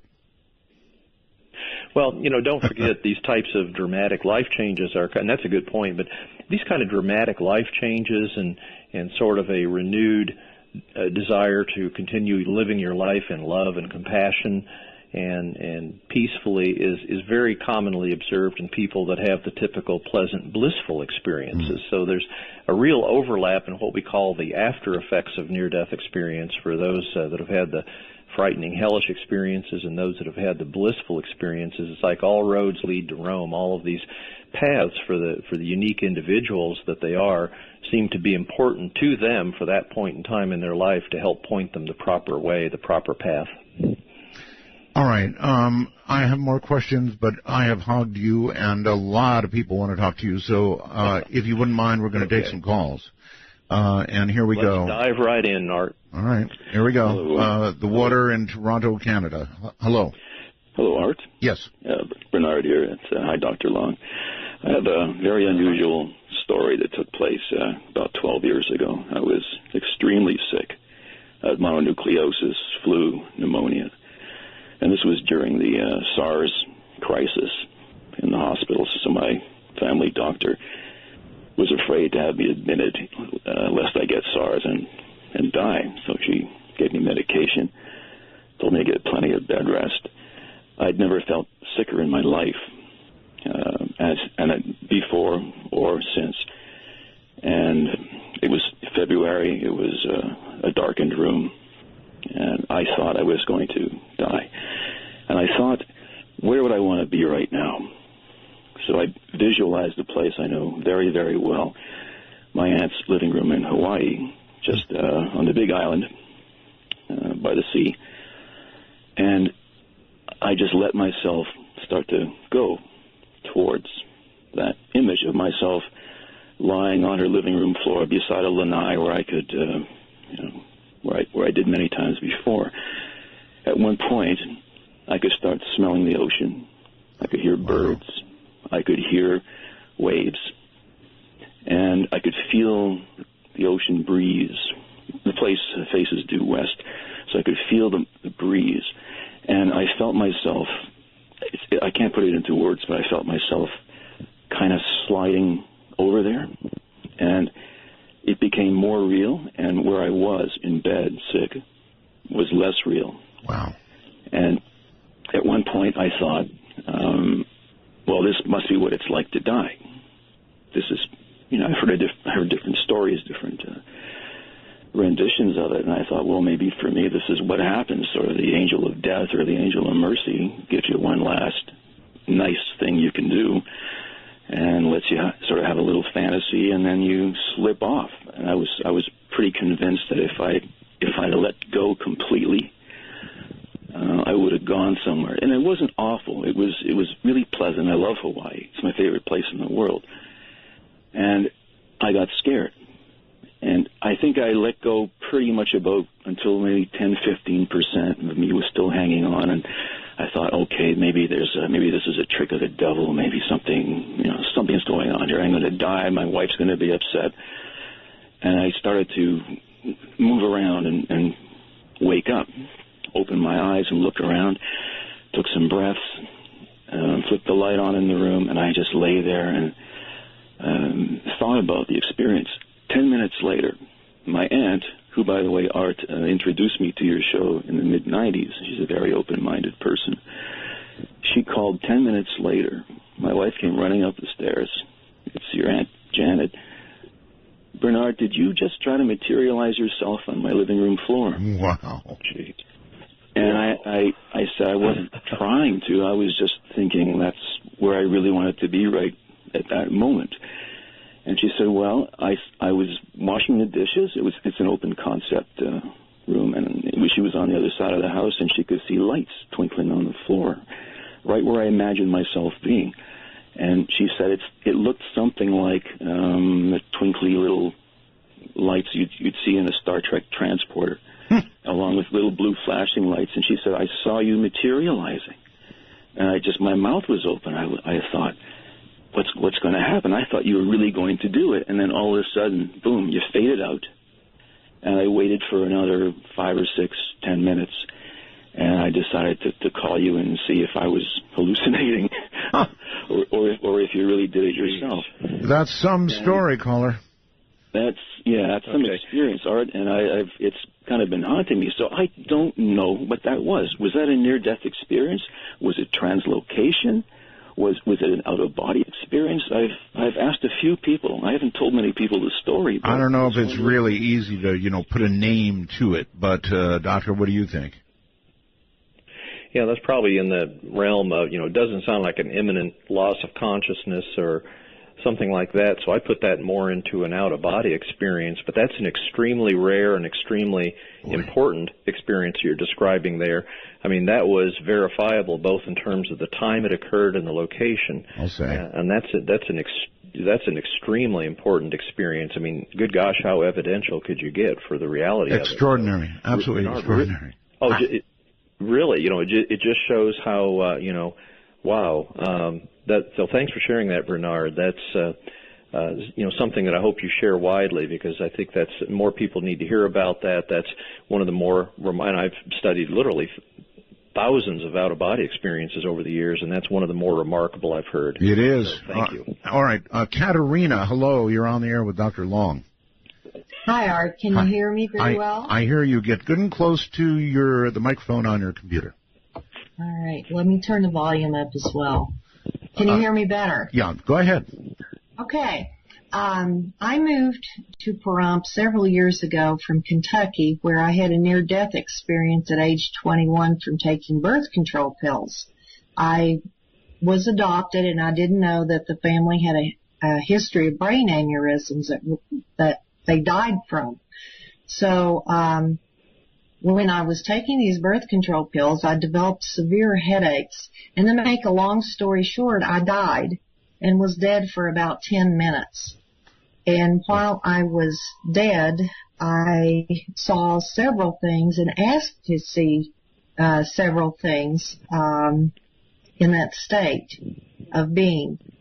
One thing that I experienced, and I asked to understand this, was when the pin dot of light that came down for me, that was calling me to go towards it, I noticed that there was shadows being cast upon what I can only describe as pods or holding units for many screaming, moaning entities that were, I guess, it wasn't hell, but as I've talked to many ministers and rabbis and priests, they more or less confirmed that it would be what would be called purgatory. Yeah, I was going to say it didn't sound like heaven. Yeah. Yeah, and I asked to experience why are they screaming. So I was taken to one of these little pods, as I called it, and placed inside of it. And as soon as I was placed inside, there was no sound, there was no voices, there was nothing. Everything was black, everything was silent. And after a few seconds, I could understand why they were screaming. So I said, Dear Father, if it's meant for me to stay here, there's not anything I can do about it, but I would much rather be out in, in heaven. So the pod at that time was opened up, and I saw the pin dot of light while I could clearly hear the people that were in the other, or their spirits that was in the other pods, screaming and crying for help. And so I was then heading towards the light, and I saw many things. While I was on my way, I reached a golden double gate that had these beings I can only describe as it had the head of a lion, the torso of a man, and the lower part looked more like a lion because it had kind of a lion's tail or a bull's tail. It had the tip of it was a fur or whatever. And they went to the center of the double doors and opened them. And I remember that the being that was with me, my spirit guide, whatever you want to call him, and I walked through this gate, and I remember we were so small. We were about the size of an ant. But as soon as we walked through the gates, I remember seeing this beautiful garden and this city on a hill. And I know that sounds like former President Reagan, but there really was a city on the hill where all this light was coming from. And I told my guide, I want to go there. So we crossed over this crystal lake. And as we were crossing over, I looked down and I noticed that I didn't have a body. And I distinctly remember laughing and saying, oh, I must be dead. I don't have a body. And we continued on up to the hill and went through another gate. And I remember the angels singing and hearing people talking. And I still wanted to go to the source of the light. To me, that was God. I was always raised in the church, and that was my reference for who the light was. Sure. And something pulled you back? No. I went all the way to where the light came from, behind this curtain that was gently blowing. And I said, I don't want to stay here. And I was told it was not my time, that I had a purpose here on earth. The next thing I remember is I was taken to a library facility where there was a projector showing me these slides or videos of things to happen in my future.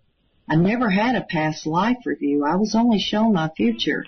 And everything I was shown, which started out very slowly and it increased to a blur, everything they showed me came to pass.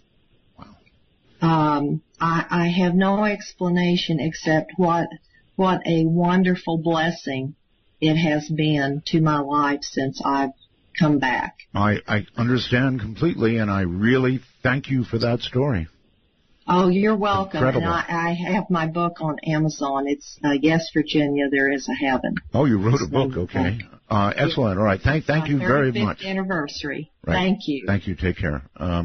Another really, really remarkable story, Doctor. Yeah, it really is.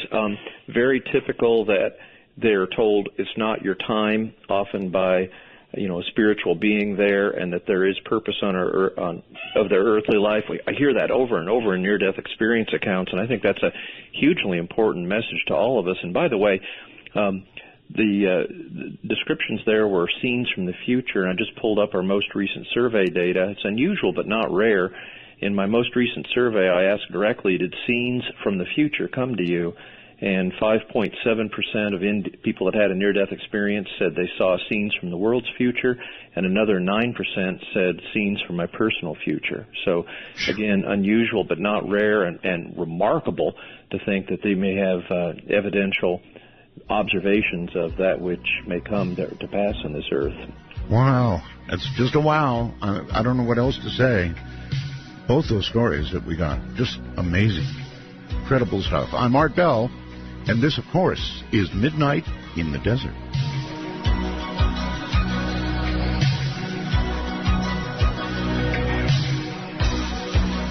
Who's gonna tell you when it's too late?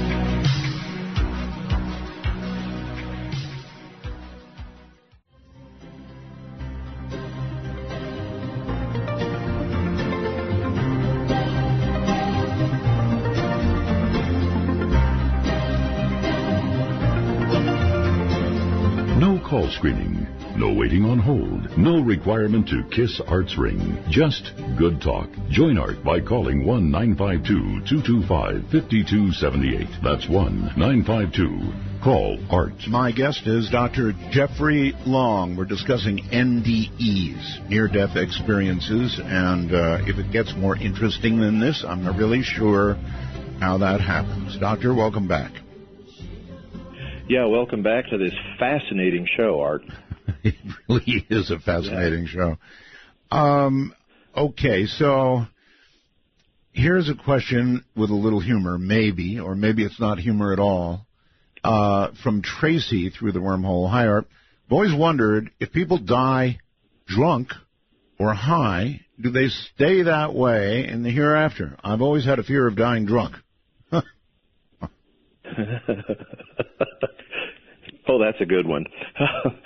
Well, Tracy, that's interesting. We have a number of near-death, a fairly large number of near-death experiences where the life-threatening event was alcohol overdose, intoxication, if you will, or right. illicit drug overdose or intoxication. Especially the most lethal ones are the narcotic-type drugs where an overdose can suppress and even stop respiration or your breathing, if you will, and cause a life-threatening event, a near-death experience.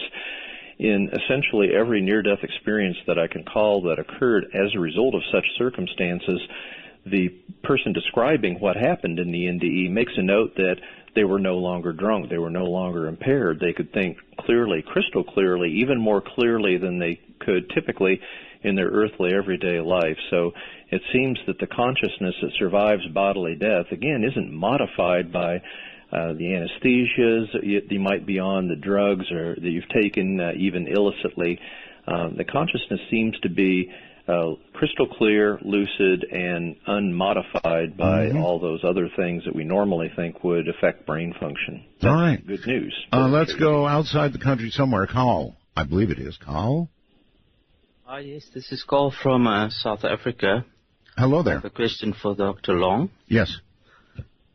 Yes. Doctor, in your studies, have you ever come across the concept of soul recycling? Reincarnation. Yeah, I think that, is that like reincarnation? In other words, someone dies, the soul leaves their physical body, and then that same personality, that same soul, if you will, that represents or that was that person, enters another physical body later on in like reincarnation? Is that what you're asking? That's what I'm asking, but it's with a little twist at the end where there's a third party that's in control of the whole process, where they are in control of the recycling, where they actually wipe the memory of the soul, and then after wiping the memory, put them back into whichever body they choose to. Oh, that's interesting because we do have some near-death experiencers that share their existence in an afterlife prior to being born, prior to living in our earthly life. And all of these descriptions describe that it's a voluntary process. In other words, if you will, premortal existence before birth. Very often they'll describe a description of being born to particular parents in particular circumstances, often with the goal that this seems to be the life in which they can best learn their lessons, or lessons that they need to learn through their earthly life. So I see no evidence whatsoever that there's a third party who's sort of controlling this or affecting people's soul going into that. There's one thing that seems to be an overwhelmingly common theme in my near-death experience research. It's a sense in the afterlife that we have free choice, free will. In other words, we seem to be incredibly free to choose to be what we will be, what we do, and that includes what, if you will, the earthly life we incarnate into. Mm-hmm. All right. Thank you very much. Right. Thank you very much. Thank you. And take care. To the phone. Hello there. Hey, Art. It's Tom from Florida. Yes, hello. Dr. Long. Hey, how you doing, Dr. Long? Yes. My question was kind of answered maybe a little bit earlier with the gentleman who started to appear to his aunt. I was going to ask how often is it counted that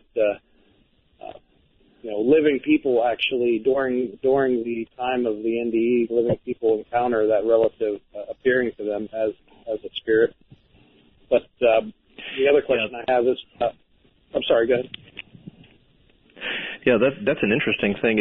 One thing that makes me think about this are what's called shared near-death experiences, and that's analogous to this, and I think an important point to make here. I have a series, I'm up to 14 now, where there were 2 or more people that had simultaneous life-threatening events, and remarkably, these 2 individuals are aware of each other, interact with each other. Both of them seem to be having a near-death experience. For example, one of the very first of the experiences that are shared near-death experiences I ever got was a guy and his fiancée involved in a very bad car wreck, and they went up in an out-of-body experience hand in hand, and they went up and met some spiritual beings who they felt great love and compassion, but they told the 2 of them that the gentleman was going to return to earthly life. He wasn't really fully dead, but his fiancée had died and would not be able to return to earthly life, and these spiritual beings reached out and separated the handhold that they had and led his fiancée down toward the light. And then the guy vividly describes waking up in the car, returning to consciousness, and even with his eyes closed, even with not being aware of anything else going on, he knew immediately that his fiancée right beside him was dead because he had experienced that. That's astounding. They're shared near-death experience. Yeah, and that's we've got, like I say, a series of 14 of them, astounding things like that, and often shared near-death experiences with people that they didn't even know were having a life-threatening event at the time they did. And so this is certainly a part of the evidence of the reality of near-death experience, and I think that's analogous to some of the other things we've been talking about tonight. Oof. All right. Winnipeg, Manitoba, I believe. Yes, sir. This is Greg. How are you guys tonight? Fine. Excellent. Super. Okay, I had a experience a long time ago after a relationship I had with a female that I was with for a long time, and I was kind of in a depressed state. And this isn't the NDE out-of-body experience that I had, but it ties into what that other caller from Hawaii said about what his aunt had said about seeing him, and it was very similar to what I had seen. So I'm just going to collaborate that. And then the other thing was collaborating with the blind patient that you had said. I had exactly the same experience. So anyways, I felt I was laying in bed and I was upset, and all of a sudden I felt the voice of God speak to me, and it was odd, and I don't know like exactly how to explain it, but I remember the voice, and it said, get up from your bed, move to the door, and you're going to see an angel. And I seen like what the guy was describing, and I fell backwards, like just completely fell backwards, but it felt like I fell into like pillows or like air or clouds or something, but I didn't get knocked out. It just put me into like a shock state. Okay, so that was the first thing that had happened that's similar to what that guy said. It was kind of odd. But anyways, the second time was later on in a different part of life for me. I was in like a stage where I was DJing in the rave scene culture, and me and a friend had experimented like just like at a time with nitrous oxide and ketamine at the same time. And I was on more than like I've had many NDEs in my life, and I'm not going to go into any of them because there's so many, it's overwhelming. But this one was like the one that was like that I had to call in because of that blind caller that you said, or that blind patient that you had called in. The experience was I took more than 100, probably about 150 milligrams of ketamine and a whole lot of nitrous. I'm not even sure how much. And me and my friend, we both did that. And while I did that, I did it to the drop of the bass line on some headphones that I had on. I skyrocketed out of like totally out of like existence in a sense, like, well, conscious existence, like we experience every day on Earth. And then basically what happened is I seen the valley and the shadow of death, and it was the totally tranquil place. And then all of a sudden, that was a split second. There was no white light. I entered this realm like exactly like the experience that the woman had, that wasn't like a pie shape, you know, tunnel vision like we all go through every day in our normal everyday life. And it was like you had a million eyes all around your head, and you could see like in every single direction. And I was trying to turn and look around, and I could see it was like a screensaver. Well, if you had 360-degree vision, you shouldn't have to turn to see anything. No, but then at the very moment where I realized where I was, I heard the same voice of what I choose to believe now that is the voice of God say to me that he said, because you've mixed this music with these molecules in exactly the same sequence, you are a professional DJ. What he should have said is, don't do drugs.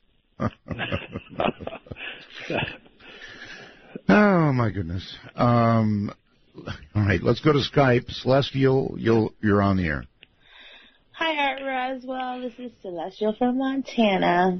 Sorry, I was a little shaken for a second about the NDEs shared, and I'll get to it regarding my brother in a moment. I'll talk about mine in a second. So when I was 14, I'm 41 now, I had a tumor in the palm of my left hand. They didn't know if it was cancerous or not, and they had let it go on for a couple years, but it started to attach itself to the nerve endings in my hand, so they wanted to do surgery on it to remove it because it was giving me pain. So I went under surgery, and I remember going to the doctors, going under surgery, everything else. The last thing I remember before I went under anesthesia was they told me to count backwards from 100, and I hit 99, and the next thing I remember was I was in white. Everything was white, and it was bright. And I saw my grandfather, which was completely bizarre to me because he had died 2 years before that. And I was freaked out because I didn't know. I actually was sitting there thinking, am I alive? Am I dead? What is going on? Why am I seeing my grandpa? And he looked very concerned. Like he came running up to me in this bright white light. And the next thing is right behind him, what looked like Jesus in the typical form of Jesus came running up, and they both grabbed me around my shoulders, and they looked freaked out. And I'm like, oh my gosh, Grandpa, I'm so happy to see you. And they're like, you're not supposed to be here. You're not supposed to be here. You need to go. And I was like, no, don't go. I miss you. I miss our adventures. And they grabbed me and they smiled and they turned me around and they spun me and they shoved me really hard into even a brighter light. And I'm like, why are you making me go? And they shoved me so hard and I stumbled forward, and what the brighter white light turned into the clock on the wall across from my bed in my recovery room.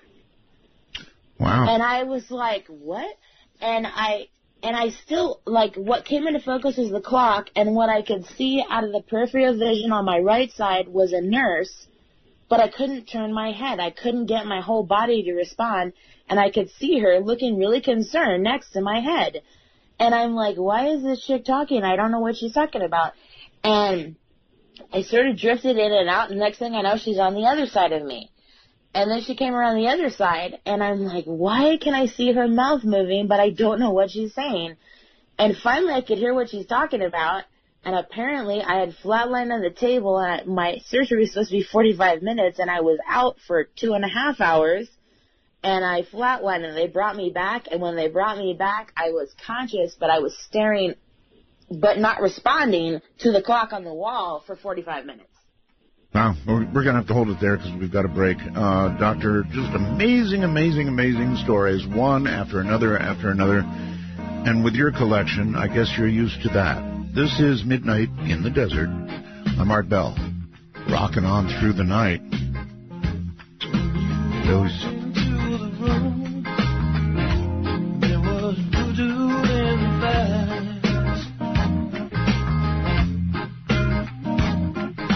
Captured by a star, but I could not. No call screening, no waiting on hold, no requirement to kiss Art's ring. Just good talk. Join Art by calling 1-952-225-5278. That's 1-952. Call Art. Well, okay. Here's Rhonda in Arizona. Even though we've covered this, it's worth asking. Art, I've been an ER nurse for 15 years, and I want to say that I feel that times have changed, in that many people in the medical field now do talk about NDEs. Doctor, do you find this to be the case in your research? Oh, no question about it. I agree with Rhonda. 17 years ago, when I started my NDE website, I literally did not include my name on it. I didn't want any of my medical colleagues to find me by an internet search. But, right. I mean, it was that secret. I literally operated in secret for years because of my concern about people having negative judgments about what I was doing. Oh, that was long ago and far away. Now I talk openly with my colleagues. They're fascinated. Most doctors I talk to and share the evidence that I've shared on this show get it. They understand, especially physicians, I think, grasp that there's no way medicine can explain these remarkable lines of evidence we've discussed on the show. There's nothing medically that can explain a near-death experience. Understood. With NDEs, people often have a choice to stay or come back to Earth, I guess, and if it is as good a feeling as they say, then why is it people choose to return? And that's a great question. The significant majority of people, and it's often near the end of their near-death experience, often in these unearthly, beautiful, what's often called heavenly realms, people don't want to go back to their earthly life. You know, think about that. This is their earthly life that is so familiar to them that they've lived years, typically decades, and yet here they are in this unearthly realm of beauty, love. They literally feel that the afterlife realm is their real home, that that's where they belong, and they want to stay there.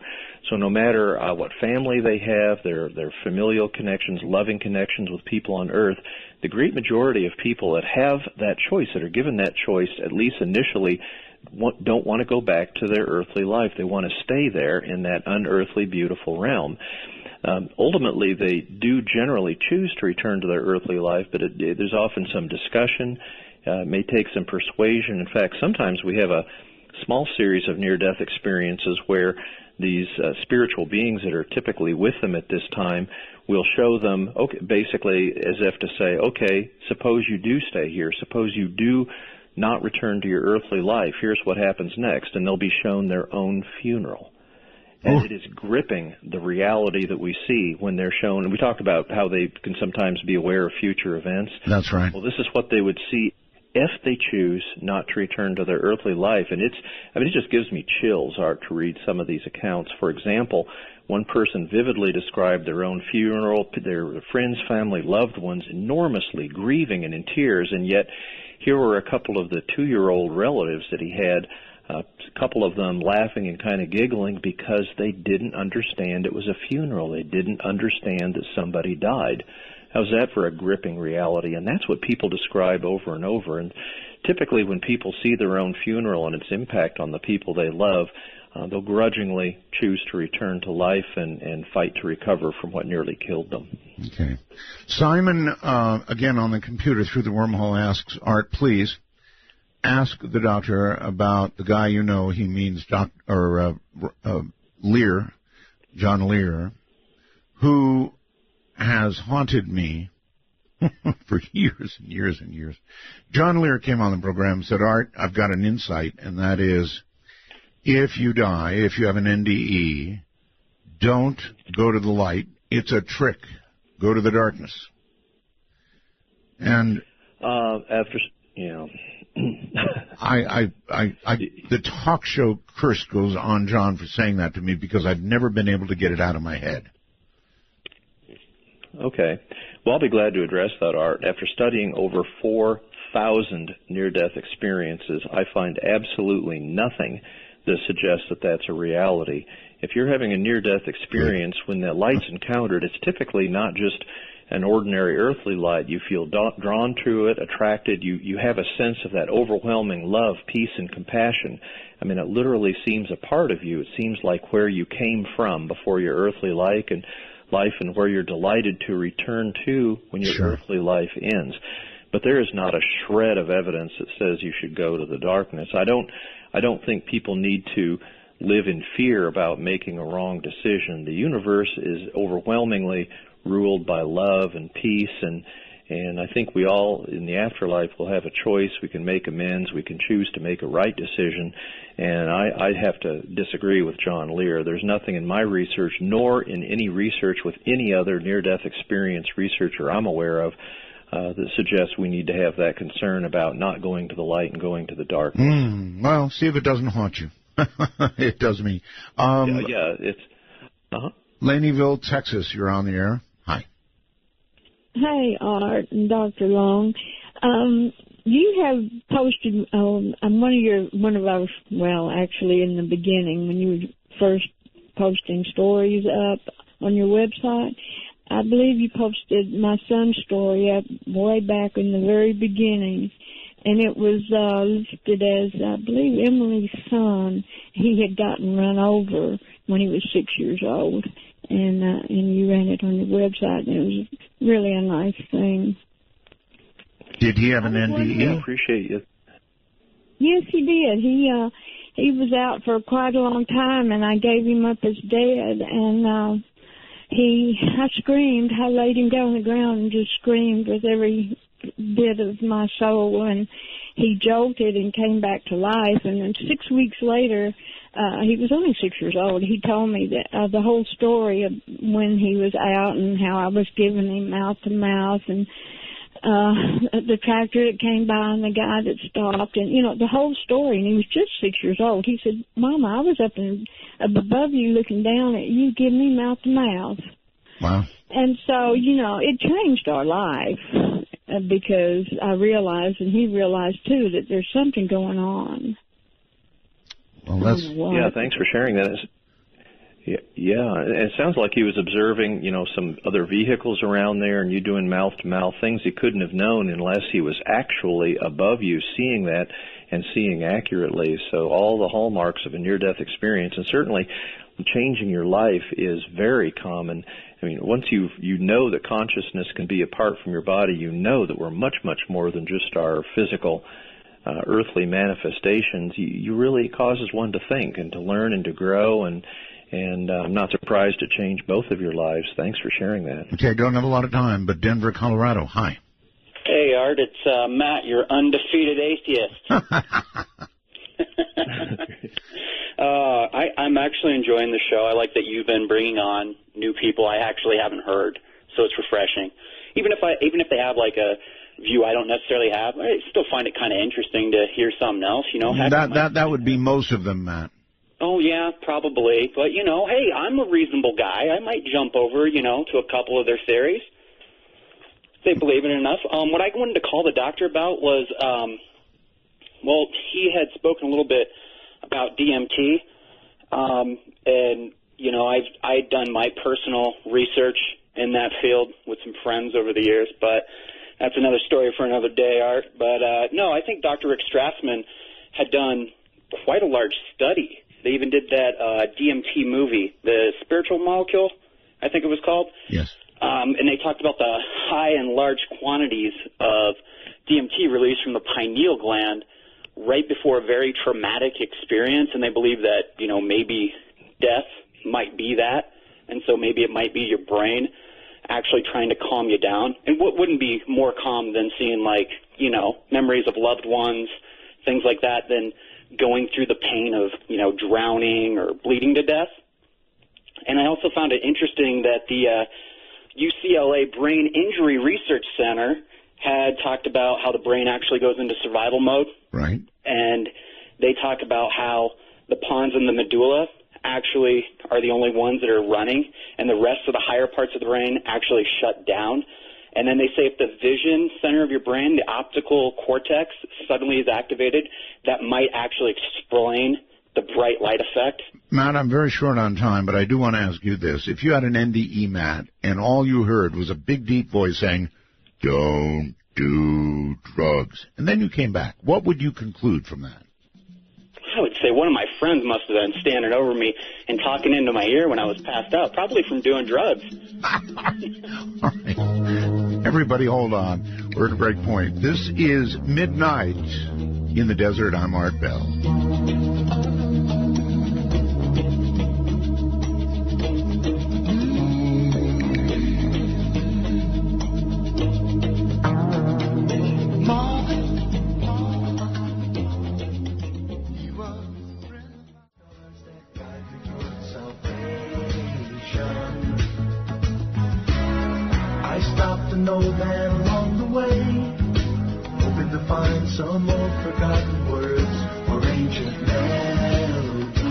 Coming to you at the speed of light in the darkness, this is Midnight in the Desert with Art Bell. Now, here's Art. Here I am. Dr. Long, if NDEs are proof of an afterlife, which I guess you believe they are, correct? Well, I say the evidence is certainly proof to me. I would represent other people that, don't have the personal experience of reviewing 4,000 near-death experiences. I'd say, at a minimum, it's very powerful evidence of life after death. Then what are the majority of the lack of NDEs under similar circumstances proof of?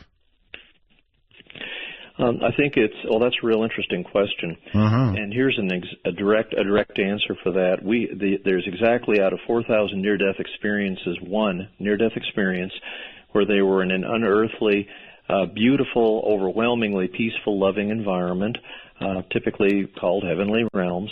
And there was a near-death experiencer in this overwhelmingly joyous environment, and they were interacting with God and asked God very directly, why me? Why was I allowed to have this? Right. And the answer was feeling overwhelming sense of love and peace in this unearthly realm.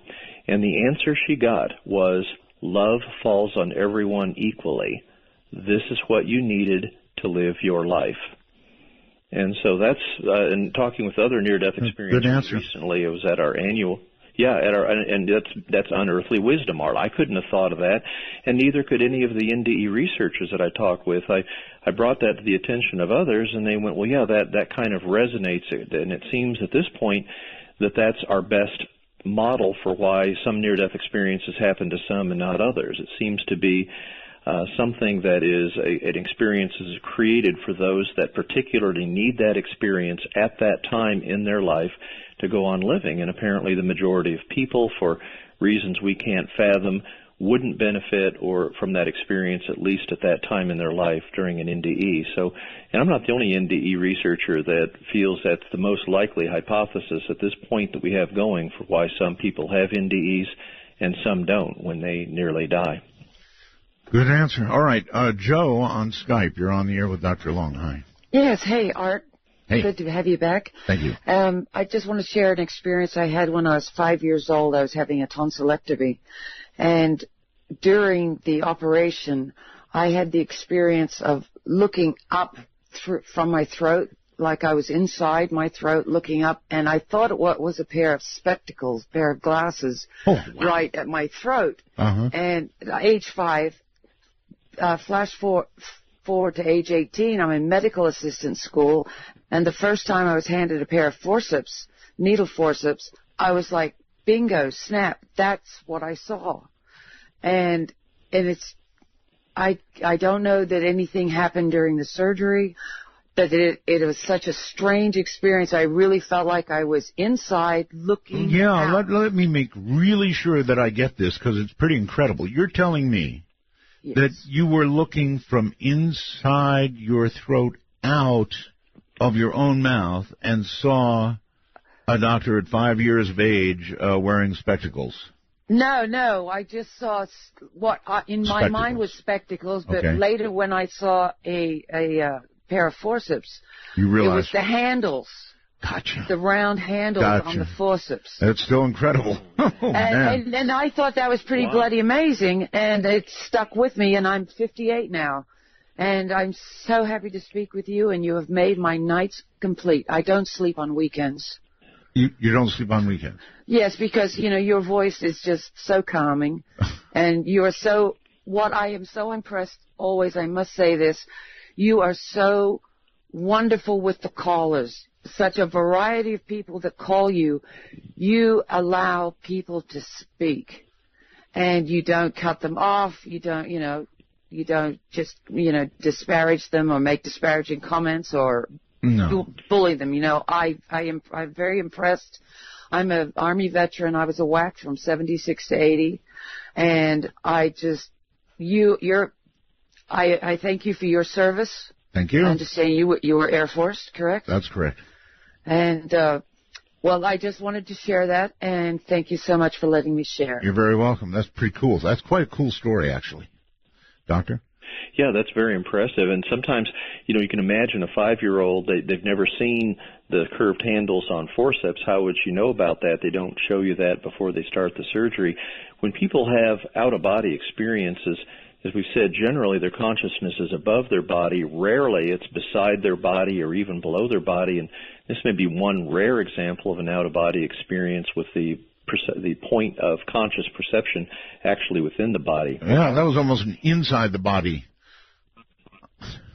IDE. Yeah, and yet under anesthesia, amazing. Yes, amazing. El Paso, Texas, I think. Hello. Hello, Art. Hello, Doctor. I know you don't have a lot of time, so I'll be quick. I wanted to get the doctor's opinion on whether my experience was a genuine near-death experience. I was feeling very, very sick at the time. I felt like I was dying. It turns out all I had was bronchitis.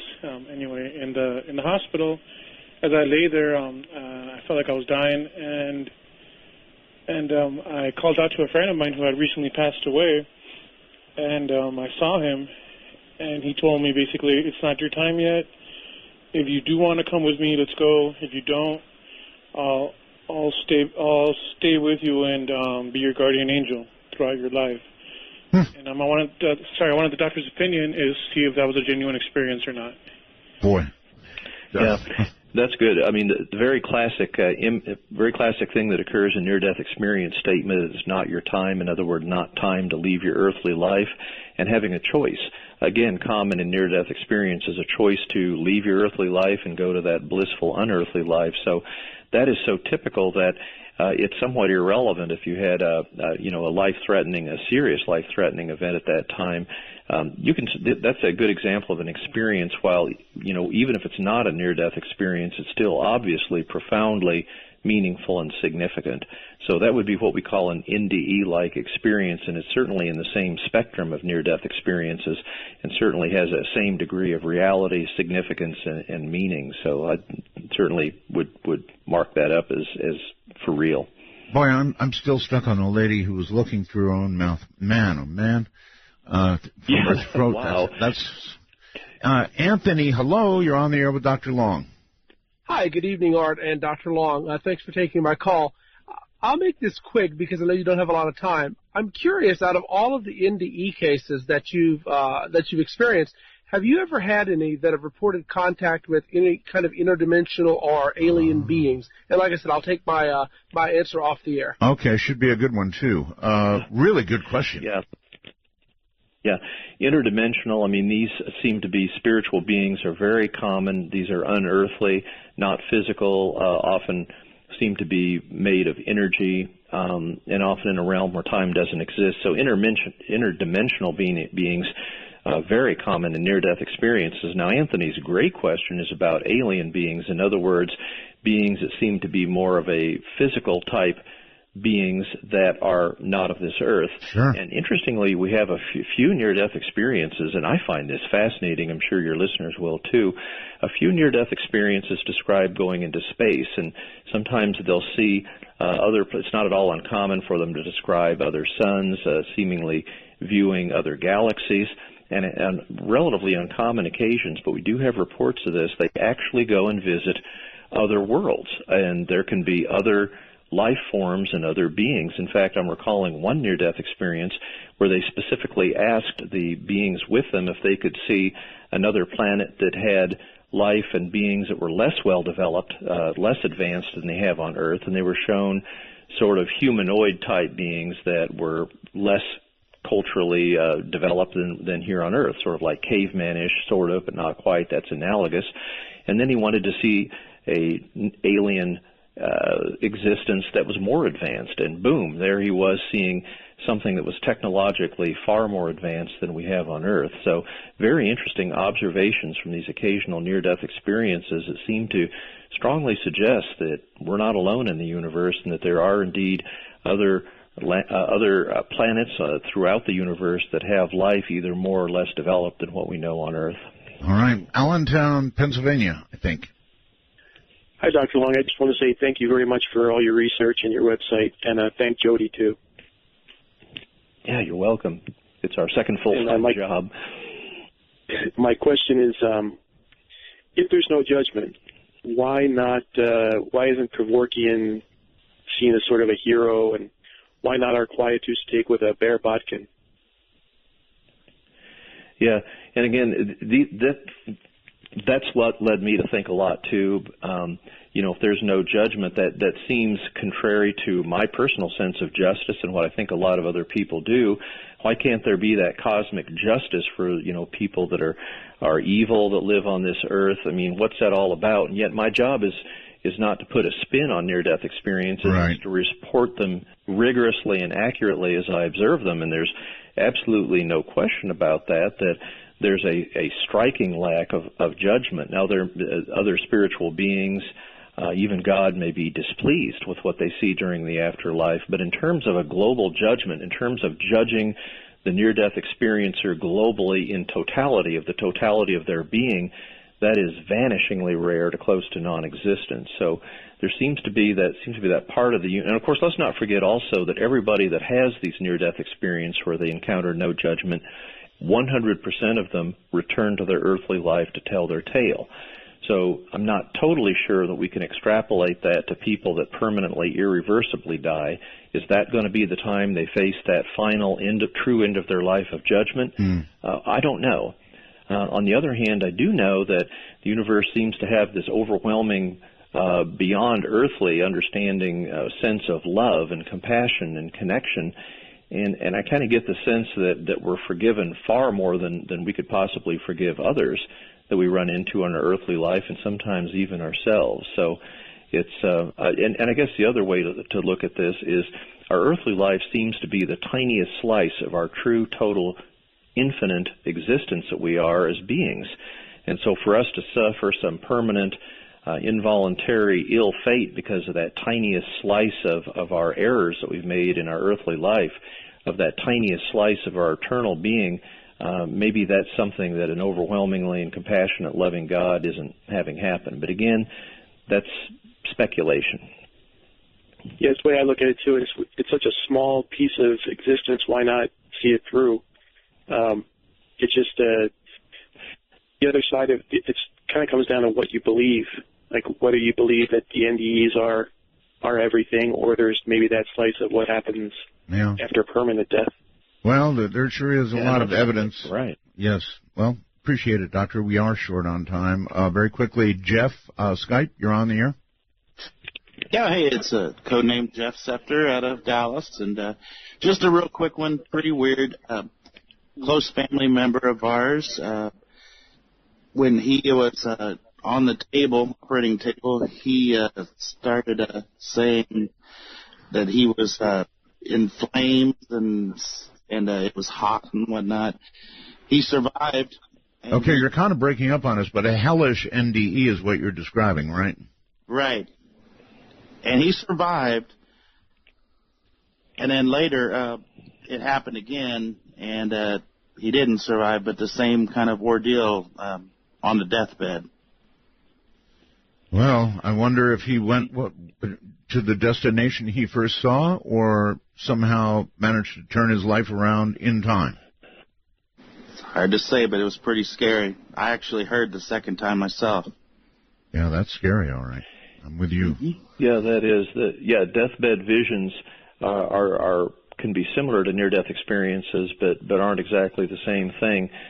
It's hard to sort that out during deathbed visions because they can have hallucinatory experiences. They often are on high doses of pain medication. Sure. And so it's hard to really know if those are true spiritual experiences or if those are what you would expect to see with a dying brain. And by the way, we talk about near-death experiences and their relationship to the brain. That's more often what you'd expect in a dying brain, hallucinatory, unreal, frightening experiences, and yet those are very rare in true near-death experiences. Monterey, California, not much time. Hi. Hi, it's Bob.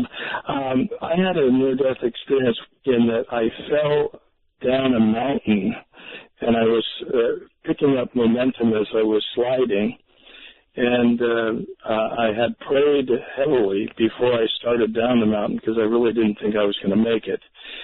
And all of a sudden, everything stopped. It was stop motion. And I've got to ask a question. Were you skiing, or what do you mean starting down a mountain? This was in your neighborhood, so it was at Big Sur, and I was in the gorge area, and I had climbed up the mountain by mistake and stupidity, and got caught in a slide, and I got to the point where I wasn't going to be able to stop without going over the edge. Gotcha. But basically time stopped in that I was in stop motion, and a voice said, "Bob, what are you doing here? It's not your time." But no, that's not what he said. He said, "We weren't expecting you."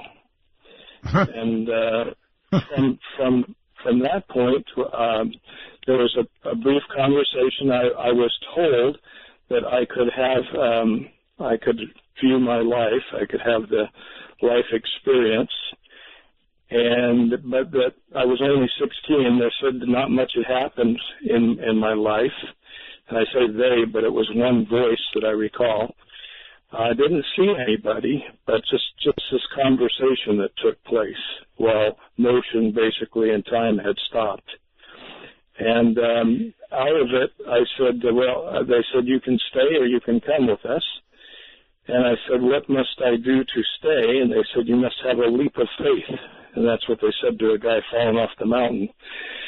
But there was one opportunity to save my life, and I saw a tree limb sticking out of the rubble just before I'd go over the cliff, and I had to leap and then grab the tree limb. So that's your leap of faith and leap of being saved, I guess, too. I'm sorry, we're going to have to cut it off there because we've got to go. The show is ending. Doctor, it has been a real pleasure and an honor to have you on the program, and we'll have to do it again, obviously. Yeah, this is a fantastic show. I mean, this has been an epic discussion of near-death experiences. Art, you're the master interviewer. Enormously fascinating show here. So, gosh, I would be delighted to do this at any future time. Thank you, my friend. And your website again? Yeah, NDERF.org. All right. Be safe, and thank you for the wonderful interview, Doctor. Good night. Yeah, good night, Art. A magical journey is right. Absolutely right. So, everybody have a good night. We'll see you tomorrow evening, about same time, same channel, and all that.